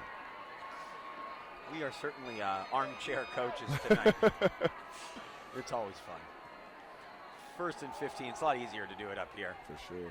No consequences. Looks like the ball, was the ball fumbled there? I thought it might have been lost, ultimately recovered by the Bulldogs, and we're back to a similar situation. 2nd down and 12. Again, armchair coaches, and Coach Garcia's decision won him 2 yards. So it's the right call. 21-14 Oaks Christian. That's a good one. Boy, Westlake is really hanging in there. 21-21, Joe Curley says. I'll tell you what. 1,000 Oaks Newbury Park is 21-21. You got to let me do my thing here, Joe, okay? Put a headset on him. Yeah, I don't know about that. Here is Tennyson, and Tennyson. There's just something so exciting about how he runs. You gotta love. That's the attitude right there. Yeah. You get the idea. This guy is the heartbeat right now of Buena. This is the type of attitude that he's sending to his linemen, to the sideline, to the fans. We're gonna be here all night. All of his runs, he's finished up the field, dragging 2 and 3 guys with him sometimes. You can lean on this guy all night. And that's the thing. If Buena ends up getting a lead by 2 scores, you can lean on this cat and literally get yardage and maybe even get a score out of a deal when you're actually trying to run out the clock. He has 8 carries for 79 yards. It's a heck of an average. That's cringeworthy for you as a running back. You want to see him get up to, 15, 20 carries. Well, and the thing is, all of his yardage is coming in between the tackles. So what is that telling you about his authority running the ball, his attitude, the offensive line of Buena? And again, yards after contact, they've got to be up there. It's not like the guy is running through giant holes and not getting touched. No, he's breaking tackles, arm tackles. The line is getting pushed. Run it until they stop it. They were just in 1st and 15 and ran the ball 3 times and got the first down. Well, it's like they kind of bring him in every 5 to 6 plays. And he comes in, he's fresh, and boom. He picks up 8, 9 yards.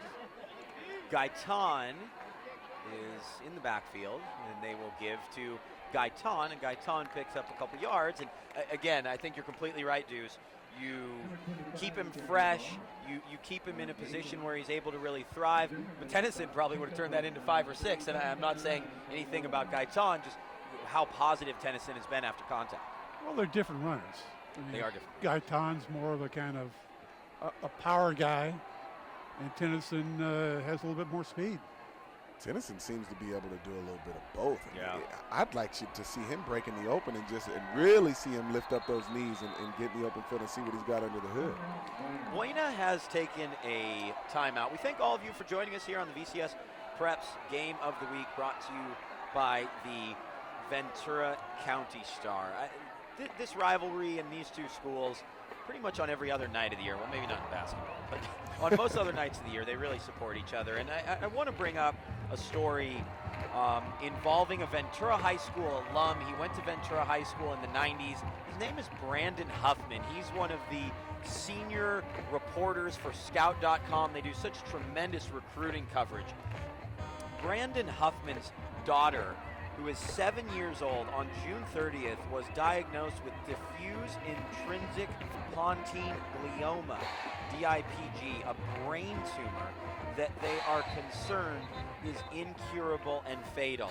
And I've been following this story, and this is just such a brave young girl, and it's so, I guess it is a little cliched to say so, but just the strength she has and the scan she's going through, she always has a smile on her face. Just a really wonderful child, and just please keep up with this story and follow Ventura High alum Brandon Huffman and his daughter Avery. The Twitter account is @AveryStrongDIPG. As Maharis goes down and is sacked, I didn't want to put a somber tone on things, but boy, you have a child about the same age, Lorenzo, and she's such a brave young girl, incredible character. I'll tell you what, when I was in Minnesota, every pregame, we played on Sunday, so every Saturday we'd have our walkthrough, and right after that, there'd be a group of kids who some of them had those type of illnesses. Some of them maybe came from a situation where both parents were dead and they were in an orphanage. But each one of those kids came from a difficult situation, and all they wanted to do was meet their favorite player or meet a pro football player. And we marvel. They're sitting up here looking at us like we're larger than life, and it is literally how we felt. It's like we're out here for you guys. Literally, when you see a child go through that type of stuff and still able to smile through all that adversity, it breaks your heart on one end, but and then on the other end, it gives you a perspective and gives you so much strength to just want to go out there and do anything to make them feel better. Well, and for you guys, it had to be quite an experience leading into a game. It made you recognize how fortunate you are just to be there and just to, be able to play a part in their lives. Very, very good stuff. Thanks, Lorenzo. Especially when like you said, my son is 8, and there were so many times where I had to kind of take a break before I went home. I just felt like it wasn't fair that I got to go home to a healthy kid, and why couldn't everybody? I'm not wise enough to answer that question, but at the end of the day, like you said, whatever I can do to put a smile on a kid like that's face, Kent, are you familiar with Brandon? I know you and I, being college football nuts, obviously follow recruiting. He's really a tremendous reporter. Yeah, I actually listened to an interview he did about a month ago with Bruce Feldman of Fox Sports, and he broke down the entire story and went through, kind of everything that you just mentioned. And yeah, he's as in tune as any West Coast recruiter there is on the country, and it's just a sad story, but you look at it and it's one of those things where, he said he's had head coaches at the college level reach out to him, a bunch of high school coaches across the country, so it's becoming a real national story because he is, one of the biggest national recruiters in the country in terms of the columns he puts out for Scout. And so, yeah, it's really one of those things where, as you said, the story is something in and of itself. Not to mention, when you throw in the football aspect of it and how many coaches have reached out to him, it's a really good thing that some of these coaches can look aside just the football aspect and look at the human element of the story as well. Derry, you want to summarize that last play for us? They finally threw it right up the middle, and pass interference. I tell you what, if it wasn't pass interference, that guy might have gotten a 6. Yeah, that was a very smart pass interference penalty, and it's only 15 yards, of course, at the high school level. Yeah, if you're a defensive back coach for Buena, that is a penalty you will gladly accept because, if he caught that, he might have kept going. I mean, there's a big size difference, but that's the type of ability that Ventura can have, a skinny post route, and I'd like to see them do that a little more. Make Buena back up. Make them understand that you will take those shots and complete them if they're not careful. Here is Smith. Smith throws a swing pass to Moran out of the backfield. And Moran gets down to the 35-30, cuts back at the 20. What a play from Moran, breaking the game open for the Cougars. Explosive plays. That's the Ventura I've been wanting to see. Open it up, put your playmakers in space and let them do the rest. Bad tackling by Buena's defenders. Nice job, but he just wanted it more. Broke a tackle, cut it back, opened up. He's got more speed than I thought. Yeah, big play down the sideline, and like you said, a couple missed tackles, and that's all it took. The great cutback to go in for the score, and that is what Ventura's needed. You felt like they were one play away from getting back in this game throughout that first half. This is that play, and now the Cougars can start building off of this. It was just a simple little dump-off screen pass. One blocker downfield was able to get a block. Another missed tackle takes it in for 6. How close was he to the sideline there, Kent?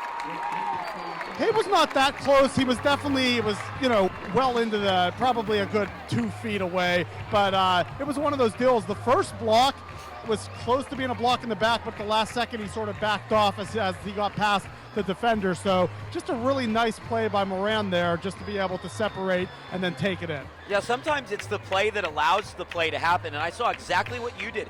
Gutierrez realized that if he was going to continue to block the player, it was going to be a penalty for a block in the back. So he just kind of backed off, let Moran do his thing. I was actually just about to say before that play, you could feel it, that drive was the defining drive of the game. Either Ventura was going to get into this game, or I think Buena was going to get the ball back and score. You certainly didn't want to go into the fourth quarter and not have it put any type of points on the board if you're Ventura. At that point, now the confidence factor switches. Now Buena has the confidence, and Ventura is looking for a reason to believe. But Again, the explosion by him. I think he heard me just a few series ago when I said, hey, they don't have that type of ability. Stop running to the edge. He heard me and stuck it to me. Hey, I'm a man. I can admit when I'm wrong. I'm wrong. You are very explosive. I want to see some more.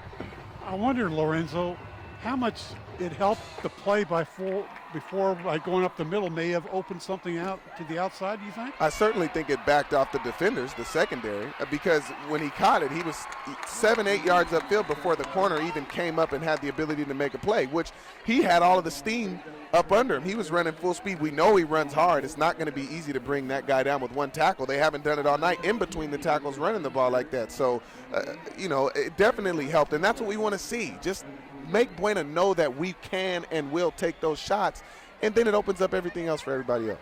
Yep. Touchdown pass for Tyler Smith, 50 yards to Rowan Moran. Smith, 7 of 17, 84 yards and a score. He hasn't had the best night throwing the football in his final regular season game as a senior. The Cougars are headed to the playoffs. Both teams are, no matter the result tonight. Here's Gaitan hauled down in the backfield. And now this Ventura defense, which is, let's remember, they gave up a touchdown on the opening drive. They haven't let Buena inside the 30-yard line since. That's a nice job. Buena's offensive line got no push there. That D-line, you guys spoke earlier and you said it's just a matter of time before they come alive and start getting pressured. They definitely showed the ignition of the defense and the attitude of the Ventura team as a whole. Let's see if they can get a 3-and-out. They get a 3-and-out right now. I'll be excited to see how Ventura responds on offense. Well, they've had 6 tackles for losses, including 4 sacks. It's a mean, nasty Cougar defense. Now a deep pass for Belling. Belling drops it at the 50-yard line. That was a beautiful throw. Absolutely beautiful throw. He would have caught that in stride, strike up the band. Oh, can't leave that That's out there. That's a heartbreaker. Heartbreaker. That is an absolute heartbreaker. And we gave props to Conboy on the last possession for getting in and knocking the ball away. This time he was beat by Belling, and if that's a catch, it's probably 6. Instead, he's not able to bring it in. So as you said, such an unfortunate thing. And right now, since the first quarter, a couple of the bounces or a couple of the unlucky plays, they've been in Ventura's favor for sure, which is what you kind of need in these type of games. I absolutely love the Cougars' defensive coordinator, Noel Martinez. He is just a warrior on the sidelines, especially calling plays, communicating with his team. But they got a little over-aggressive there, I think. Here's Maharis on 3rd down. That's like the Cougar got there early. Yep, That's pass interference yeah. is called. They're recognizing that on 3rd downs, Ventura gets in this coverage. And again, the sweet spot is in the middle of the field. And that's exactly where they were going this time. That time the defender was there early. But let's pay attention to that moving forward. In 3rd and long situations, the middle of the field is open. And I think it's just a matter of time, if that D-line isn't getting pressure, that they're going to hit one of those. You just have this feeling that the game is really going to come to life after that touchdown. 2:36 to go here in the 3rd quarter. Joe Curley says on Twitter, by the way, at VCSPreps, that one play nearly doubles Ventura's total offense. Joe also informed us that Pacifica has taken the lead against Oxnard. Oaks Christian leads Westlake 28-14. Triton's up 16-12. Man, you just want to be in a lot of different places at once tonight. Rivalry week, not just in high school, in college too. We've got a big one against Clemson tomorrow. Ooh, I'm a bit nervous. I would be nervous too. Double-digit under. Maharis on the play fake. He's sacked again. Number 5 sack. That is the 5th sack, and it is. We don't know what's going to happen over the next 14 and a half minutes, but it's really hard to win a football game when you're sacked 5 times. That D-line is really starting to get pressure. You guys said it. I mentioned earlier that Buena's offensive line seems to be, doing their thing, and you said just give it some time, just give it some time. Well, we gave it some time, and here they are. I mean, this drive, they've really put themselves in a position to give the ball back to that offense. If it not for that penalty, I think Ventura already has the ball. Gaitan, with a Tennyson-like run, works his way up for a few yards. Now, we don't have Joe on microphone, but Joe, here's an interesting tweet coming in that was retweeted. Westlake brought out orange jerseys tonight. It was a surprise from Coach Henny, and Thousand Oaks retweeted their tweet about the jerseys and said, "Looking sharp, go Warriors," which is a not so thinly veiled statement about who Thousand Oaks wants to win the Westlake Oaks Christian game. I find that hilarious. I've always been a fan of Westlake's jerseys. It's a great color. 3rd down and 14. Blocker in front for Gaitan, and Gaitan picks up the first down. That's a big play on 3rd and long. And great block down the field by Rocha, making a play here on the sideline. Had it not been for that block, I'm not sure Gaitan gets the first down. So sometimes, they always talked about this in the NFL with Hines Ward. They always said he's so underrated for being a great downfield blocker. Sometimes it's that type of thing that's not in the box score, is a player getting that downfield block and giving his running back an opportunity to get to the sideline and get the first down. I think there was another block right about the line of scrimmage. It looked like a Ventura guy was going to get him right there. You're exactly right. He didn't even know if he was going to get the ball or not. I mean, that literally happened in a split second. So not only was it an excellent block, but the fact that he had virtually no time to prepare for it.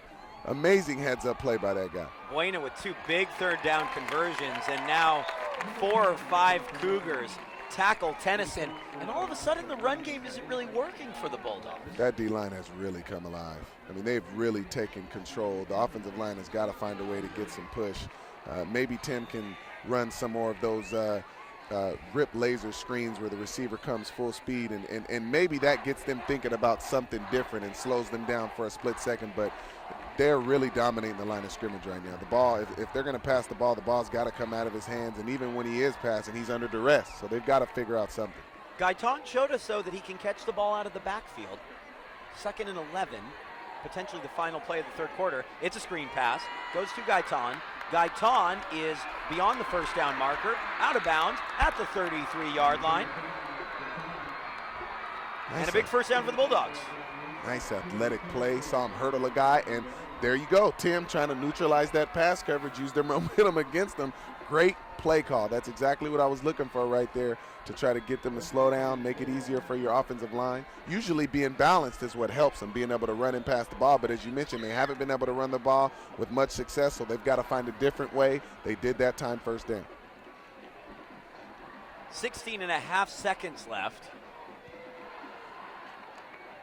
Can Buena respond to the Ventura score with 6 of their own? Here's Tennyson. He always seems to be a good way to continue a march. There's a penalty flag at the 28-yard line.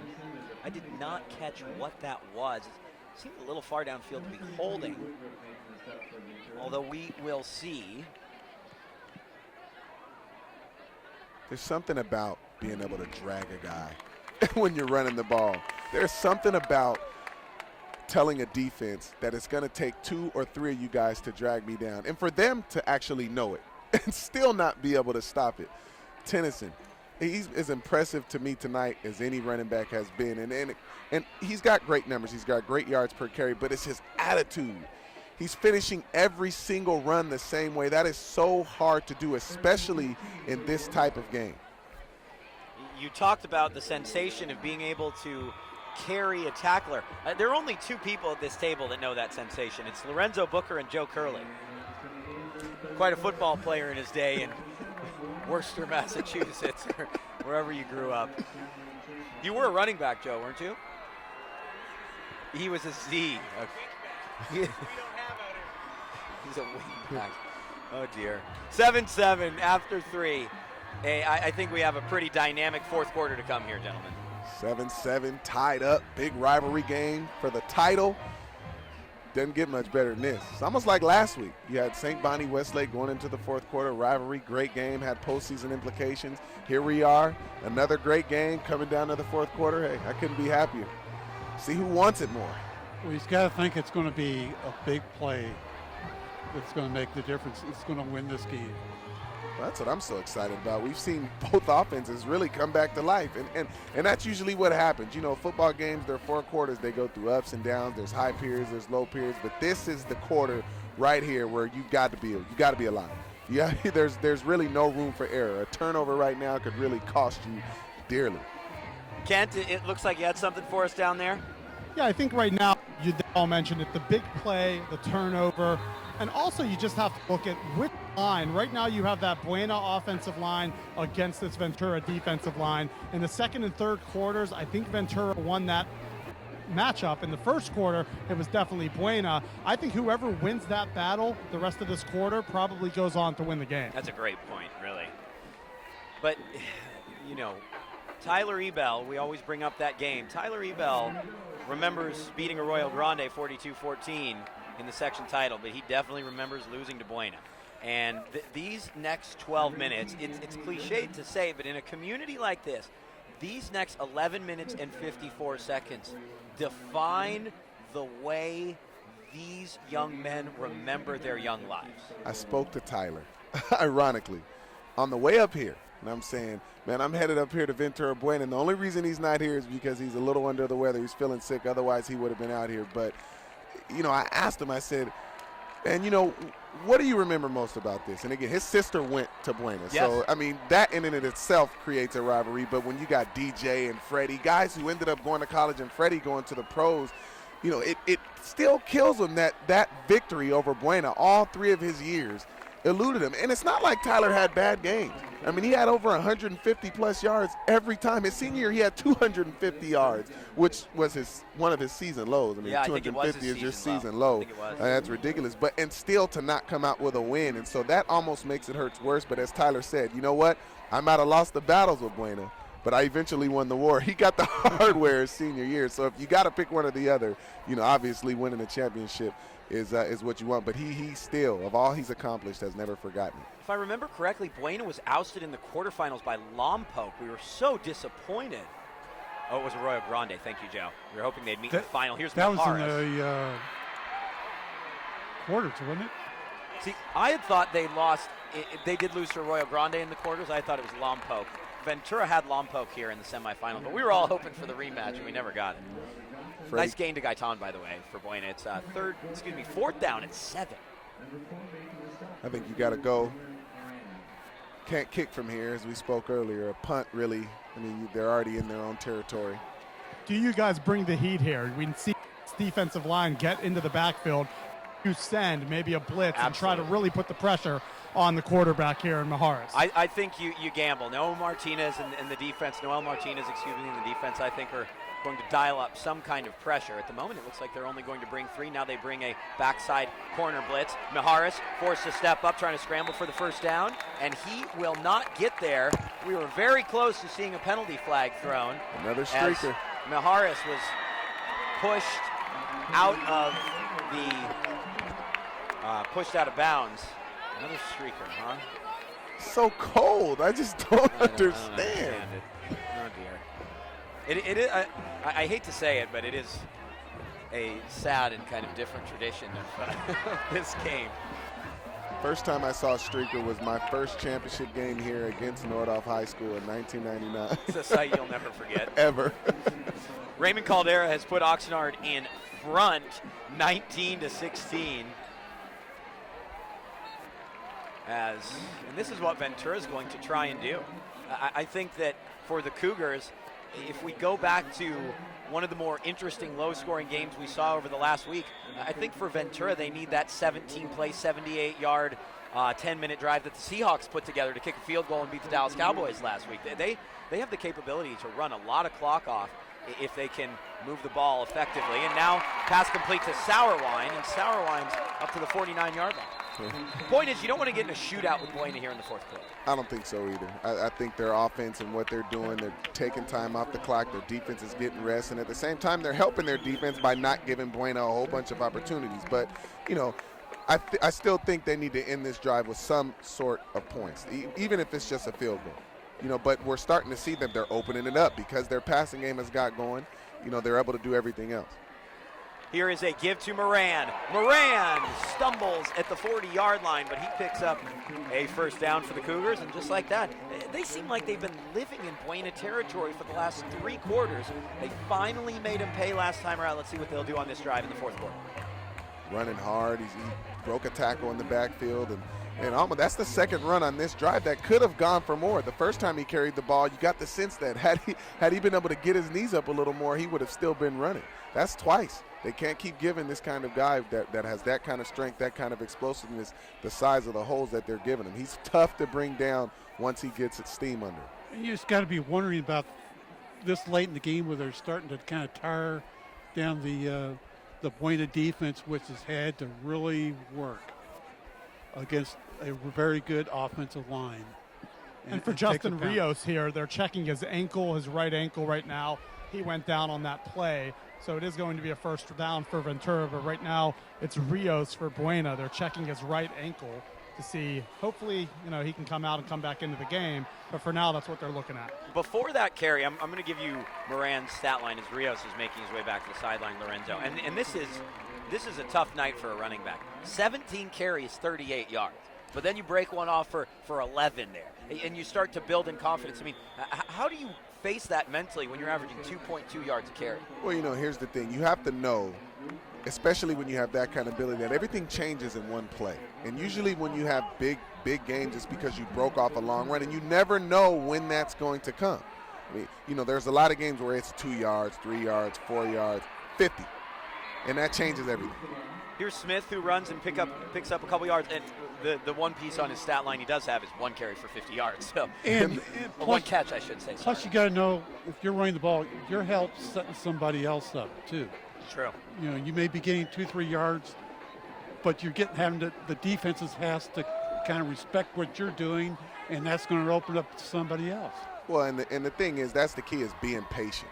Yeah. And especially for a back like me, that sometimes was tough for me because I wanted to get the big play every time I touched the ball. But through experience, you learn that, hey, this can happen at any time. I just got to stay patient. And really, for him, he's learning how they're playing him. And he could be setting them up. And that's as much a key as from an offensive coordinator standpoint as it is from a running back standpoint, is trying to set them up for something that you end up doing later and getting a big play out of it. So it goes both ways. And again, Moran has that 50-yard touchdown that put Ventura on the board. So I think you couldn't be more right. The game did change in one play for him, but it's just frustrating, I'm sure, for a talented young running back to have that happen. Here's Mortensen on 3rd and 8, and he picks up a big first down. That is demoralizing for a defense, isn't it? To have somebody run the ball on 3rd and long and pick up the first. And it wasn't a sweep. It was right up the middle. I mean, it was out of the gun, but every run they've been running the pistol formation, and it's going right up the pipe. They've got to find a way to stop the bleeding. Thousand Oaks and Newberry Park tied at 21. Newberry scored, Joe Curley says. It's 28-21. As we said, Oxnard up 19-16. This will make Lorenzo smile. David Lopez with a touchdown grab for the Seraphs. A 34-14 lead over Moore Park, and because of the head-to-head tiebreaker with Westlake, St. Bonaventure, no matter what happens in the Oaks Christian Westlake game, appears headed to the postseason. Though I guess a Westlake win could create a three-way tie, and that could change things up a little bit. Throwing for Sourwine, and Sourwine tries to go over the wide receiver to get it. Well, he becomes a defender at that point. He wants to make sure that defender does not intercept it. I think in that situation, if the corner has good coverage, then you just make it a jump ball. When you got a guy that big, the ball, you just want to give him an opportunity. and that's really, and it really makes the job easy for the quarterback. I remember when Whitney was a junior or a senior, put the ball in his vicinity. It doesn't matter where you put it, but just give him a chance. Here's Smith with a screenplay to Gutierrez, and Gutierrez stretching wide right, and does he get the first down? I think he does. I think he does. Boy, that was close, and it looks like the Cougars pick up a big first down. I like the play call. I really do. And I like the tackle by the corner from Buena. I really didn't think he was going to be able to make it. I thought he breaks that tackle and walks into the end zone. So, good play call. Nice job by the corner by giving Buena another chance to fight and keep him out of the end zone. Yeah, the play calling has been great in this quarter for Ventura. On the 3rd and 8, they just run an inside draw, pick up the first down, and they knew if you pick up 5 or 6, we'll go for 4th down. And then on that one, nice little play, just get it out to the outside and hope that your playmaker can make a play in space. So really good, effective play calling by the Ventura Cougars here on this drive. Yeah, you saw Sourwine isolated, although the carry will go to Mortensen, and he'll pick up a yard. I think now that Ventura's in position to at least get some points Every time you keep the clock running at the end of a play, it's a win. And they haven't stopped you running the ball. I mean, you're getting first downs on 3rd and 8. So, you know, in this situation in the first half, I'm like, throw it down there. You know, he's by himself. He's that big, but they have not stopped it. And they've got 5 guys in the box right now. So they're probably not going to stop the run. Buena's going to have to find a way to either blitz some guys off the edge and do something. But with 5 guys in the box, it's not getting it done. Moran picks up about 5. 3rd down and 3.5, we'll say. Heck, I'd run it again. I would too. That's why I think that's why Brandon Gooding's in there too. Yeah, they're bringing in the beef, it looks like. Woodruff, the linebacker, coming in as well. I think Ventura might need to take a timeout here. Well, looks like they'll be able to get the play off. Motion man, Sauerwein. Give is Moran, and Moran will be a couple yards short. Decision time for Tim Garcia. And I think if you do have confidence in your kicking game, you're taking the points here. Great job by the linebacker shooting the gap. He saw the opening, came downhill, wrapped up. That's something that Buena's done, you know, great all night for the most part, with the exception of that 50-yard touchdown reception. They've done a great job of coming downhill and wrapping up. Nice job. Forces Ventura to kick a field goal as opposed to prolonging the drive and probably getting 6. Buena has elected to take a timeout here. That is their 2nd timeout, and Looks like they wanted to get some different personnel out there. well, for Ventura, when we saw them earlier in the year, In McKenzie was the kicker. Michael Morrissey is the kicker now. Speaking of kickers, we've seen at Ventura High a couple soccer players turn kickers, and I communicated with Todd Tackett tonight, the head soccer coach here at Ventura, won a CIF championship, of course, and all our best to Todd Tackett and his family. He's just a really tremendous coach and a great part of this Cougar family. Good luck this season, Coach. Soccer starts in but a few weeks. Joe Curley's excited about that. What a big loss for the Tackett family. Yes, absolutely. His wife, who was a big part of the Ventura family, passing away about a month ago, and all the love and support we can offer, Coach Tackett. Michael Morrissey set to kick a 30-yarder. Good hold. The kick is up, and it is good. It wasn't pretty. It was effective, and the Cougars lead 10-7 with 5:28 to go. Well, it's a really high snap from the center. Great job by the holder to get it down. Well, when the holder is Zach Sauerwein, there's pretty much not a snap that you could make that he's not going to grab. So I think that's for fake purposes, too. Yeah, and what a possession, too. About 5 minutes, maybe 4.5 minutes off the clock. And like Lorenzo said, heading into the quarter, or when they took over there, worst case, you get a field goal. You get some points on the board. Now the game pressure is firmly on the shoulders of Maharis and this Buena Bulldogs offense, who has not scored since their first possession. Fellas, you know, with the efficiency of Ventura's offense, particularly the running game and their ability to get first downs, even in the first half, when they weren't able to get points, they still got first downs.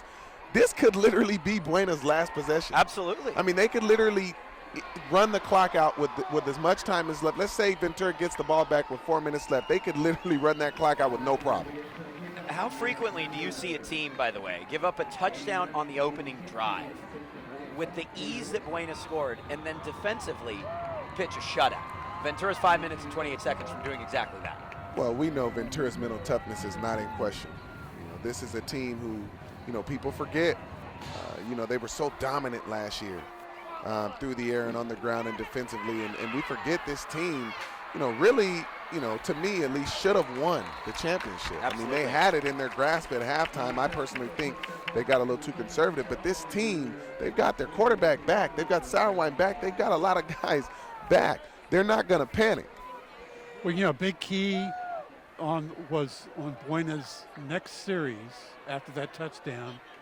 The Ventura defense got 2 sacks, and that kind of, I think, had to have a big effect on what Buena did after that. Whatever Coach G calls right now, I think it has to be a way to do 2 things. 1, neutralize the pass rush of that defensive line, and B, get the ball out of the quarterback's hands fast. On 1st and 10, Mijares with tons of time. He's going to air it out to Belling. Risky throw is nearly intercepted. Great coverage from Gutierrez. It's an incomplete pass. Risky throw, but he had a chance to top shelf it and go up and grab it. I like the aggressiveness, but great defense. They had 2 guys there. They made the play, and that's what they've been doing. They made the plays they needed to make when they needed to make them. Make sure to follow VCSPreps on Twitter. There's a strange photo coming from the Camarillo Royal game. There's actually a fire burning adjacent to the field. And with the game at Camarillo High, I just hope it's not Snapper Jacks is all I have to say. Could be McDonald's. McDonald's is right across the street there. Here's a screen pass. Well designed. Gaitan with a blocker in front. Still on his feet, Gaitan. And he gets just short of midfield. Buena still has confidence that they can move the ball, even though they haven't scored since the opening drive. They love that screen pass. With that kind of rush from Ventura's O-line and that kind of effectiveness after the catch, how can you not? I think that's their last 3 completions have been right on that screen. Yeah, that's been their best offense, or just screen passes and hope that you can make a few guys miss since that opening possession. 1st and 10 from the 48 for the Bulldogs. Clock stopped as Gaitan went out of bounds. Here's a give to Tennyson.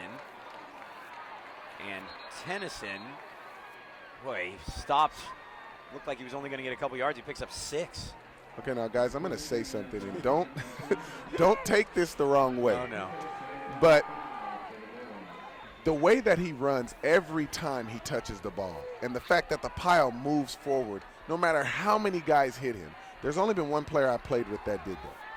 He's in Minnesota right now, okay, by the name of Adrian Peterson. Now, I'm not calling him Adrian Peterson. No. I'm just saying the way that he runs the ball with reckless abandon and authority and conviction reminds me of that type of mindset. Buena sets the screen up again. Gaitan gets away yet again. 1st down for the Dogs, down to the 35-yard line. It's my style of play right there. Juke the guy in the open field. Yeah, that's you in a nutshell. Hey, catch a check down and make it and turn it into a big gain. I like it. With a man right in his face, ready to sack him. Boy, that takes a lot of guts. Lorenzo only wanted to talk about the running back. Oh, come on, Lorenzo. He wasn't interested in what the quarterback did. Hey, well, like you said, I'm trying to teach my son to do it. So Right. Take some guts to stand in there when a guy is breathing down your neck like that. Of course, right now, all he can get is a rash. It's flag. First down and 10 for Gaitan. Yes, a couple players. The game's gotten a little bit chippy here in the 4th quarter because we know there's so much on the line. And I will tell you this, just from a neutral standpoint, I don't want Buena to score a touchdown. I want them to kick a field goal because I really want this game to go to overtime. I'm just letting you know that. And remember, the one thing that we have to point out, too, Buena only has 1 timeout left. So this really is their last possession according to the way they're thinking, because if they don't get a touchdown here, chances are they might not even be able to get a stop and get the ball back. Here's another good block. Yeah. It's great downfield blocking. I believe that was Rocha again. Bergam gets out of bounds. 3rd down and 2 coming. Guys, both teams have really executed pretty well, and their receivers have blocked very well on the edges. This game is really coming down to the little stuff, and what I'm seeing now, it's the tackling by the secondary, because when the receivers are blocking the guy they're supposed to block, essentially it's coming down to one guy having to make a stop, and on both sides of the ball for the most part all night, they've been able to do that. 3rd and 2, Mijares under center. He'll pitch it left side, Gaitan. Gaitan scoots his way for the 1st down for the Bulldogs. 3:17 left, 1 timeout for Buena, as Kent mentioned, of course. And yes, this is pretty much it for the Dogs. A touchdown, of course, would put them in the lead, but a field goal would potentially send this game to overtime. I'm not advocating that Buena view this as their last possession, but at the same time, you got to wonder, are they thinking that? Here's Rocha, if I can jump in real quick, and Rocha is carrying a What a couple big Cougar time tacklers, play. and he got about 7 yards. Sorry, Lorenzo, continue. We saw him make that big-time block on that crossing route earlier, and now he's taking a catch and having the same type of attitude. But what I was saying earlier is Ventura, they've had that big touchdown of 50-plus yards, but that really hasn't been their MO all night.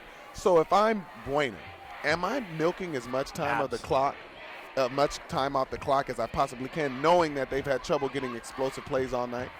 Unquestionably. 3 timeouts for Ventura. Here's Maharis, play fake, has time to throw. Looks like he'll tuck it and run. And Maharis ends up going out of bounds, which will stop the clock at the 15-yard line. Again, another 3rd and 2 coming. And you might call number 12. Nice, smart decision by him. I was trying to look downfield to see if anybody was open. Ventura had outstanding coverage on the back end, and he was smart. Tennyson just came in the game. Yep. Wondering what they're going to do? Oh, let's see. Let's figure this out. 2 yards. I'll tell you what, he's going to be excited when he listens to this broadcast back, and Lorenzo Booker said he reminded him of Adrian Peterson. Mindset. Yep. The mindset. Here's Tennyson in the backfield. The give will be to Tennyson. Tennyson works his way right to the sticks. Oh, and the they're spot. marking him short. Marking him Maybe short. Yeah. See how generous this. So About 4th and half a yard, guys. Remember Lorenzo, 15 years ago, and Derry, you were here, you talked about it on the radio this week. It all came down to a 4th down play between Ventura and Buena. And the it ball will come down is to an one yet even. again. 8 seconds sometimes, which they've just lost 4, 5, and now Smith will go to the right. He'll try and stretch the field, and that's complete. Out of bounds, and Ventura will have time to collect themselves. The Cougars, 44.5 seconds, 2 timeouts, 39 yards to go.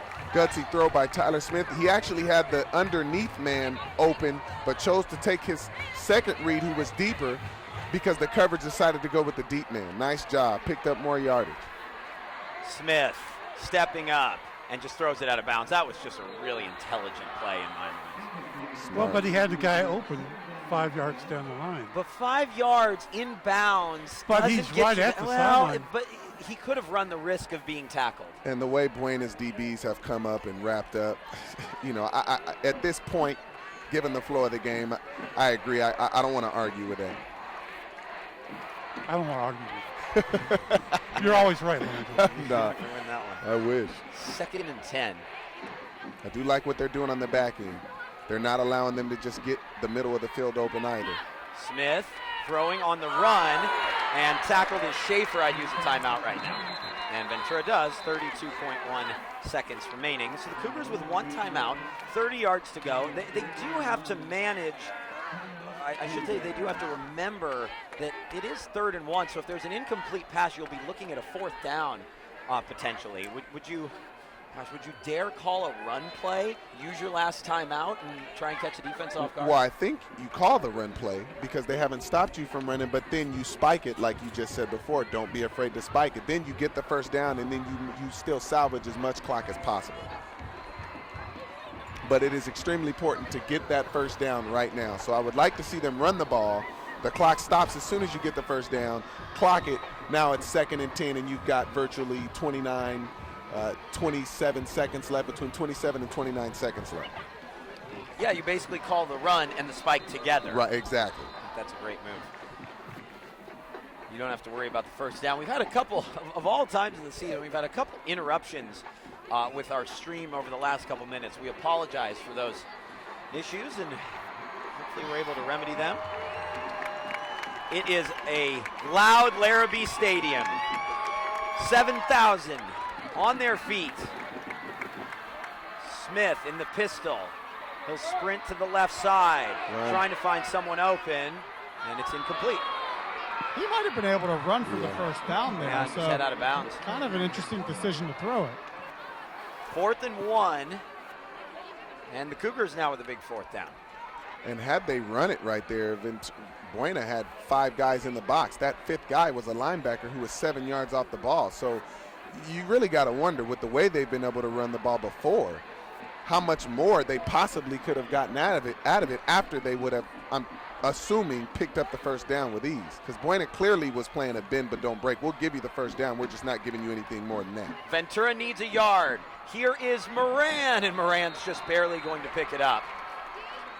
Smith Now you wants need to to spike it. Yeah, it looks like he's doing the symbol to clock the ball. So Ventura has the first down. They're 29 yards away from the end zone. They're going to need a completion over the middle. Smith needs to snap the ball. He just wasted 5 seconds. This is twice now that we've seen, we could have seen better clock management. I guess in the first half, didn't really matter so much. It was only 7-0, but right now, those 5 seconds, you got to wonder, are they going to need that on the back end? This is not a given. You still got virtually 30 yards to get to the end zone with 15 seconds. You need to pick up about 15 yards here, call your timeout, and then you have one play, more than likely, maybe 2. It seems that spike wasn't built into that run that we talked about before, because he was looking around like waiting for a signal. Here is Smith. Smith steps up, throws to Sauerwein, and he makes the catch. First down for the Cougars. The big frame goes out and grabs that. Zach Sauerwein, and now 10.3 seconds left. You have 2 shots at the end zone to win the Channel League Championship. A tie is usually always going to go to that guy. Big, strong hands. Just took it from him. Corner had great position. He just, the size and strength of that guy overpowered him. Here's Smith. Smith throwing to Sauerwein in the corner, and that's incomplete. 4.5 seconds left, and the final play of the game.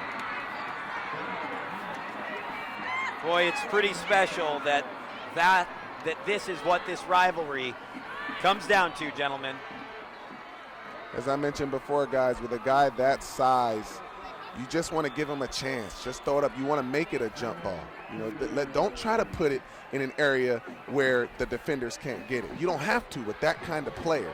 Just give him the opportunity to go up and be great. That's the advantage of having great players, is the call doesn't have to be perfect. The situation doesn't have to be perfect. The coverage doesn't have to be perfect. Just give him a chance to go and do his thing. I love the fact that they took a shot to the end zone straight away instead of leaving it all to one play. And also make sure you keep it in bounds. A lot of times in these situations, you'll see the quarterback overthrow it. It'll end up out of the back of the end zone. Worst case, you put too much air under it. You let one of your receivers make a play, and if it's incomplete, you live with that. But make sure the ball lands somewhere in that end zone. Barring a penalty, this will be the final play as the Cougars use their final timeout. I wonder if potentially Buena would use their last timeout once Ventura takes the field and shows them the formation. Ventura needs to get to the end zone. The score would be 16-14. Ventura would claim the Channel League Championship. I think you got to go with a Hail Mary formation here, fellas. And essentially what that is you put 3 receivers on the same side, have them all run down the field. Now, if you're Buena, the key here from a defensive back standpoint is to swat the ball down. But Ventura, they want to push it up and give themselves a chance to get it off of a tip. Well, you do have 3 wide receivers to the near side. Smith throwing for the end zone. For Sauerwein, was he interfered with? Yes! A pass interference penalty. He was early. He was definitely early. I think it was a good call, right, guys? Yeah, he was bumped for sure. That is a massive call when it looked like Buena would close out this thrilling contest between these rivals, but the Cougars are going to get another shot. And this will be a 15-yard penalty. It'll be half distance. Oh, well, it'll be half the distance. I was going to say, if that was 15 yards, they could almost run the ball. Yeah, they could literally run the ball if they wanted to. But it is not a penalty where it is 15 yards or you get the ball down at the 2. It is a half the distance penalty at the high school level. No time left. I think they got to change that at the pro level too. A spot foul is just so much to give up. Really a lot. There is no time on the clock. An untimed down for the League Championship. 3rd down and 1 for Smith from the pistol. There's space in there. There certainly is. He can get that ball out fast. Smith takes the snap, throwing for Sauerwein. Caught! Touchdown Cougars! Wow! Grab from Sauerwein! The sideline explodes!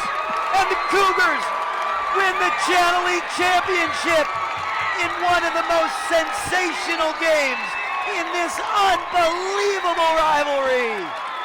Guys, you live and die by your big players. You live and you die by your great players. I've been saying it all night. Just give him a chance to be great. This is why you have those guys.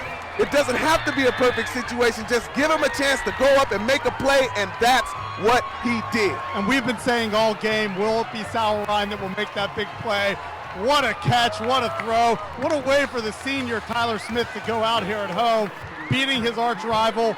Couldn't have asked for a better scripted play than that. We're talking about Sauerwein, who missed the last 7 games, came back from an injury, and boy, what a big play for him. How much different Big game. does Oh, this season go for Ventura had they had him all year? oh yeah. And for him tonight, it's not even so much his effectiveness as a receiver. It's the fact, but when you know he has that kind of ability out there, it changes everything you do as a defensive coordinator. Everything. Now, I And tell you, go ahead. he's had a quiet night all night, and that just shows you the mental toughness of a guy like that. Really hadn't gotten any balls all night, comes out there and catches the game-winning touchdown against their biggest rival on the last play of the game like he's been getting 8-9 balls all night. And I tell you what, this has had to help the confidence of Tyler Smith, the quarterback, who really hasn't been. Throw was outside, it was high. It was Double really, covered. it was double covered. It was Zach or no, that ball was exactly where it needed to be to provide Sauerwein to put it. Drive. 81 yards on that drive.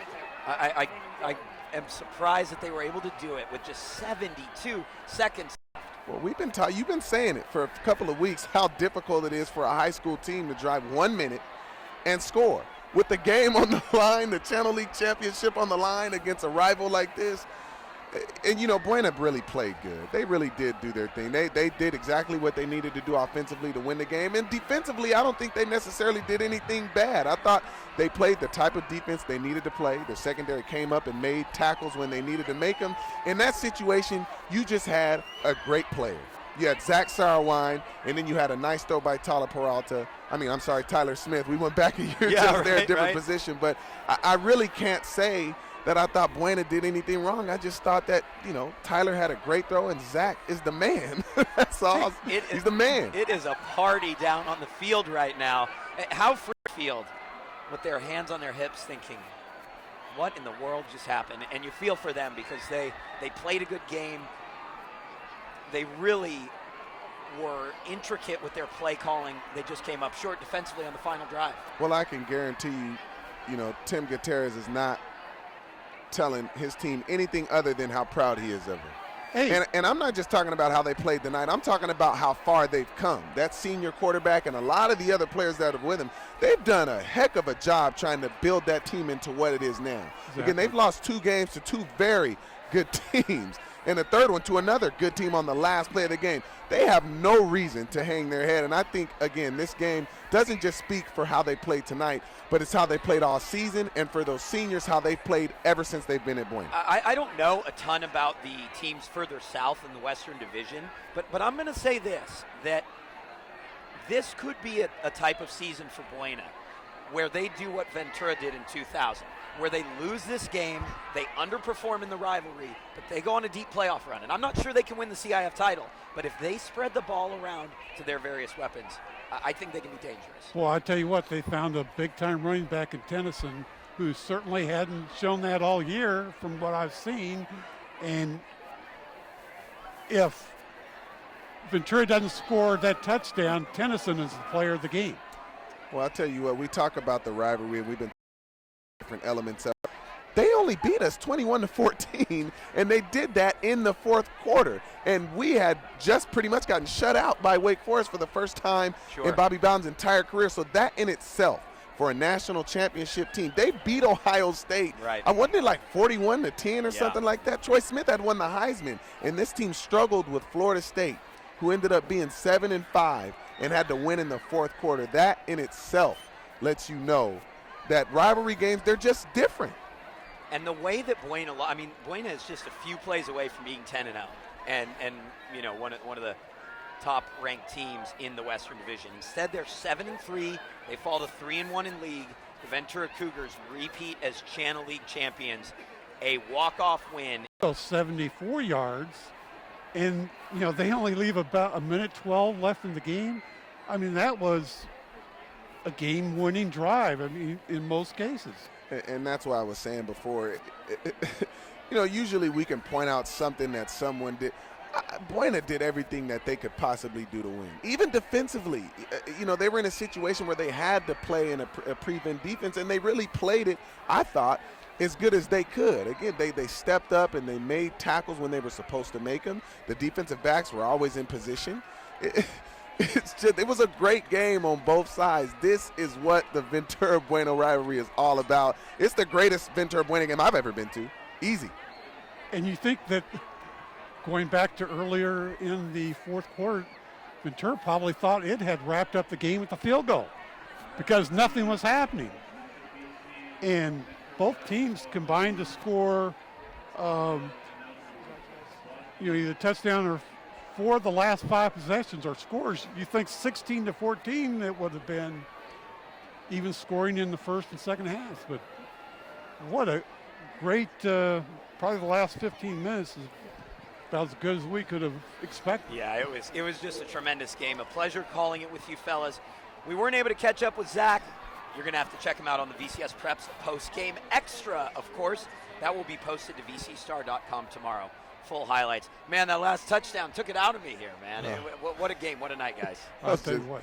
Just getting ready to ask you if you got a cold coming on, but I'm forgetting, man. Wow. You had to hey, trying to get the energy through so everybody who's not here can understand. Ventura fans are either in the stands or they're down the field. On the field. They're not going home right now. Quite a night. It has been quite a pleasure. Make sure to check out the highlights on the VCSPreps post-game extra. For our producer, Anthony Placencia, for my broadcast partners, what a night it has been with this team. Great work all around. Kent Brown, Derry Eves, and Lorenzo Booker. My name is Danny Page. The Cougars walk it off and win the league title, 16-14. We'll see you in the playoffs. Good night.